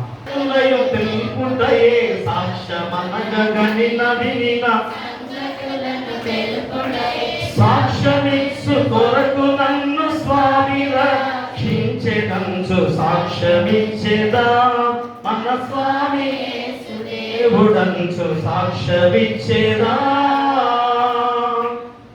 మరింత గొప్ప సాక్ష్యము మరి స్వామి గారు మరి ఆల్రెడీ అంతకుముందు జరిగిన ఘోరమైన ప్రమాదము అది పెరాసిస్గా తనలో వచ్చిన కాలంలో మరి అది అంతగా కాచి కాపాడ దేవుడు నడిపించిన గొప్ప విధానంలో ప్రతిరోజు దేవుని సన్నిధికి వస్తూ గొప్ప సాక్ష్యంగా ఉన్నాడు. మరి కొద్ది కాలంగా ట్రాన్స్ఫార్మ్ మరి ఇంట్లో తిరిగిన సందర్భంలో ఎంత భయాందోళన గురైనాడు. మరి అది దేవుడు ఆ ట్రాన్స్ఫార్మ్ తప్పించి మమ్మల్ని కాచి కాపాడాడని గొప్ప సాక్ష్యాన్ని మరి రోజు పెట్టి చెప్పుకున్నారు. మరి ఆ గొప్ప సాక్ష్యము దేవుని ఎదుట ప్రజలందరూ చెప్పుకోవడం అనేది ఎంతో దీవెనకరము. కాబట్టి ఆ గొప్ప సాక్ష్యం ద్వారా మరొకసారి అతను మంచి ఆరోగ్యకరంగా వారి కుటుంబానికి కేశవం రానియకుండా మంచి ఆరోగ్యకరంగా అనిపించే బాధ్యత దయచేయమని నీ కుమారుడు మా ప్రభువైన యేసుక్రీస్తు ద్వారా వేడుకొంచున్నాము తండ్రి. ఆమేన్. తండ్రి కుమార పరిశుద్ధాత్మ త్రియేక దేవుని దిశనాత్మలతోడైనను గాక. ఆమేన్. దయచేసి గమనించండి. వచ్చే ఆదివారము మా స్త్రీల ఆదివారము ఉమెన్స్ సండే. కాబట్టి దయచేసి గమనించుకొని స్త్రీలందరూ కూడా ఈరోజు సాయంత్రం నుంచి రిహార్సల్స్ రావాల్సిందిగా కోరి ప్రార్థిస్తున్నాం. మరి గమనించుకొని మరి అందరూ కూడా సిద్ధపడి రావాల్సిందిగా సాయంత్రం 7:30 గంటల కల్లా దేవుని సన్నిధికి రండి. మరి ఎలాగా నిర్వహించాలో ఏ విధంగా ఏమి చేయాలో అన్ని కూడా తెలుసుకునే విధానంలో సాయంత్రం అందరూ కూడా రావాల్సిందిగా కోరి ప్రార్థిస్తున్నాం. అలాగనే మరి విషయం ఉంది, అది 2వ ఆనందంలో అంటే దేవాలయం కొరకు కొద్దిపాటి నుంచి సంగతులు అందరూ చెప్పిన తర్వాత చెప్పమని చెప్పారు. కాబట్టి 2వ ఆనందంలో అనౌన్స్మెంట్ చేస్తాం. దయచేసి గమనించండి. అలాగనే ఆమె ఇక్కడ దీక్షలు ఉన్నాయి. మరి మొన్న నాగపట్నం టూర్ వెళ్ళారు అందరూ. మరి అంత దీవెనకరంగా వారు ఆ వెళ్ళిన డబ్బుల్లో మిగిలిన డబ్బులు మరి తిరిగి విస్తరిస్తుంటే అందరూ కూడా కలిసి పొద్దునే దేవుని సన్నిధికి ఏదో ఒక వస్తువులు తెచ్చుకున్నామని మరి వారు చక్కగా మనకి ఇక్కడ ఉపవాస కుడికి కొన్ని దీక్షలు తక్కువగా ఉన్నాయి. కాబట్టి ఆ తక్కువగా ఉన్న వాటిని కొన్నారు. మరి వాటిని ఇక్కడ వాటిలో లోపల వచ్చిన దీక్ష ఉంది. దానిలో గంటలు సాంబార్ గంటలు అవన్నీ కూడా వారు ఇచ్చి ఉన్నారు. మరి ఎందుకంటే మరి వారు టీమ్గా మరి కొంతమంది అంకరాజు గారు సామయ్య గారు యేసేపు గారు వీళ్ళందరూ కూడా కలిసి మొత్తం చాలా మంది జరగకుండా అందరూ కూడా కలిసి చక్కగా మరి దేవునికి మరి ఎంత గొప్ప దీవెనకరం ఈరోజు ప్రతి ఆలోచన దేవునికి మా దేవుని సన్నిధి విషయంలో ఆలోచన చేస్తున్నారు. చాలా దీవెనకరం, అది ఆస్వాదకరం, బిడ్డలకి ఎంతో దీవెనకరం. కాబట్టి దాని గురించి చిన్న ప్రార్థన చేసుకుందాం. దైవ తండ్రి, కృపల దేవ, మా రక్షక యేసయ్య, ఇదిగో నాయన మా దేవాలయానికి ఉపకరణాలు ఆయా బిడ్డలు ఎంత దీవెనకరంగా ప్రతి విషయంలో కూడా దేవుని ఆలయ విషయంలోనే ఆలోచన చేసి మా సంఘము మా బిడ్డలు ఎంత దీవెనకరం తండ్రి నాయన. వారు నాయన ఇదిగో నాగపట్నం టూరు వెళ్ళారు. అది ఎంతో ఖర్చుతో కూడుకున్న పని. అయ్యా మళ్ళా తిరిగి డబ్బులు మిగిలాయి, తిరిగి ఇచ్చే గొప్ప విధానం కూడా మంచిది. అయ్యా తిరిగి ఇవ్వటం కూడా ఎంతో దీవెనకర విధానంలో అయ్యా అందరూ కూడా మళ్ళా అనుకొని వద్దు, ఆ డబ్బుతో దేవుని సన్నిధికి ఏదో ఒక వస్తువు తీసుకుందామని అందరూ కూడా ఆయా ముక్త కట్టముతో ఏకీవించిన ఆయన మరి చక్కటి ఉపకరణాలుగా ప్రతి ఉపవాస గుడికకు ఆయా డేక్ష కొద్దిగా తక్కువగా ఉండగా ఆయా వాటిని తండ్రి నాయన వారు ఇంచుమించు 12,000 చిల్లర ఆయా డబ్బులతో తండ్రి నాయన ఈ యొక్క వస్తువులు వారు తీసుకొచ్చి ఉన్నారు. మరి ఎంత దీవెనకరము తండ్రి నాయన. దాన్ని నడిపించిన బిడ్డలందరూ కూడా ఎంత దీవెనకరంగా వారు తిరిగి డబ్బులు ఇవ్వటం కూడా దీవెనకర విధానమే. మరి వీళ్ళందరూ కూడా ఏకీవించి వస్తువులు ఇవ్వటం కూడా దీవెనకరమే. కాబట్టి ప్రతి బిడ్డలు కూడా పేరు దీవించి ఈ రీతిగా మా సంఘము మా బిడ్డలు ఇంత ప్రేమ జీవితం కలిగిన ఆయన ముందుకు సాగుతున్న ప్రయాణంలో ప్రతి ఒక్కరిని కూడా పేరు దీవించి ఈ వస్తువులు తండ్రి కుమార పరిశుద్ధాత్మ పేరున ప్రతి దానికి కూడా ఉపయోగించుకునే బాధ్యతగా మీ పరిశుద్ధాత్మ శక్తిని కుమ్మరించమని దీనికి సహకరించిన ప్రతి బిడ్డను కూడా పేరు దీవించి ఆశించి బలపరచమని నీ కుమారుడు మా ప్రభు అయిన యేసుక్రీస్తు ద్వారా వేడుకొంచున్నాము తండ్రి. ఆమేన్. తండ్రి కుమార పరిశుద్ధాత్మ త్రియేక దేవుని సదాకాలము తోడైనడు గాక. ఆమేన్. దీవెనతో సెలవిమ్ము కర్తా, మాకు నీ దీవెనతో సెలవిమ్ము కర్తా. దీవించి క్షేమంపు జీవ పోషణ వార్త భావమున దీవెనతో సెలవిమ్ము కర్తా, మాకు నీ దీవెనతో సెలవిమ్ము కర్తా. కాపాడుగాక, ప్రభు నిమిత్తం సంధి ప్రకాశింపజేసి కరుణించుగాక, ప్రభు నిమిత్తం సంధిగా నింపచేసి నీకు సమాధానము కలుగు చేయునుగాక.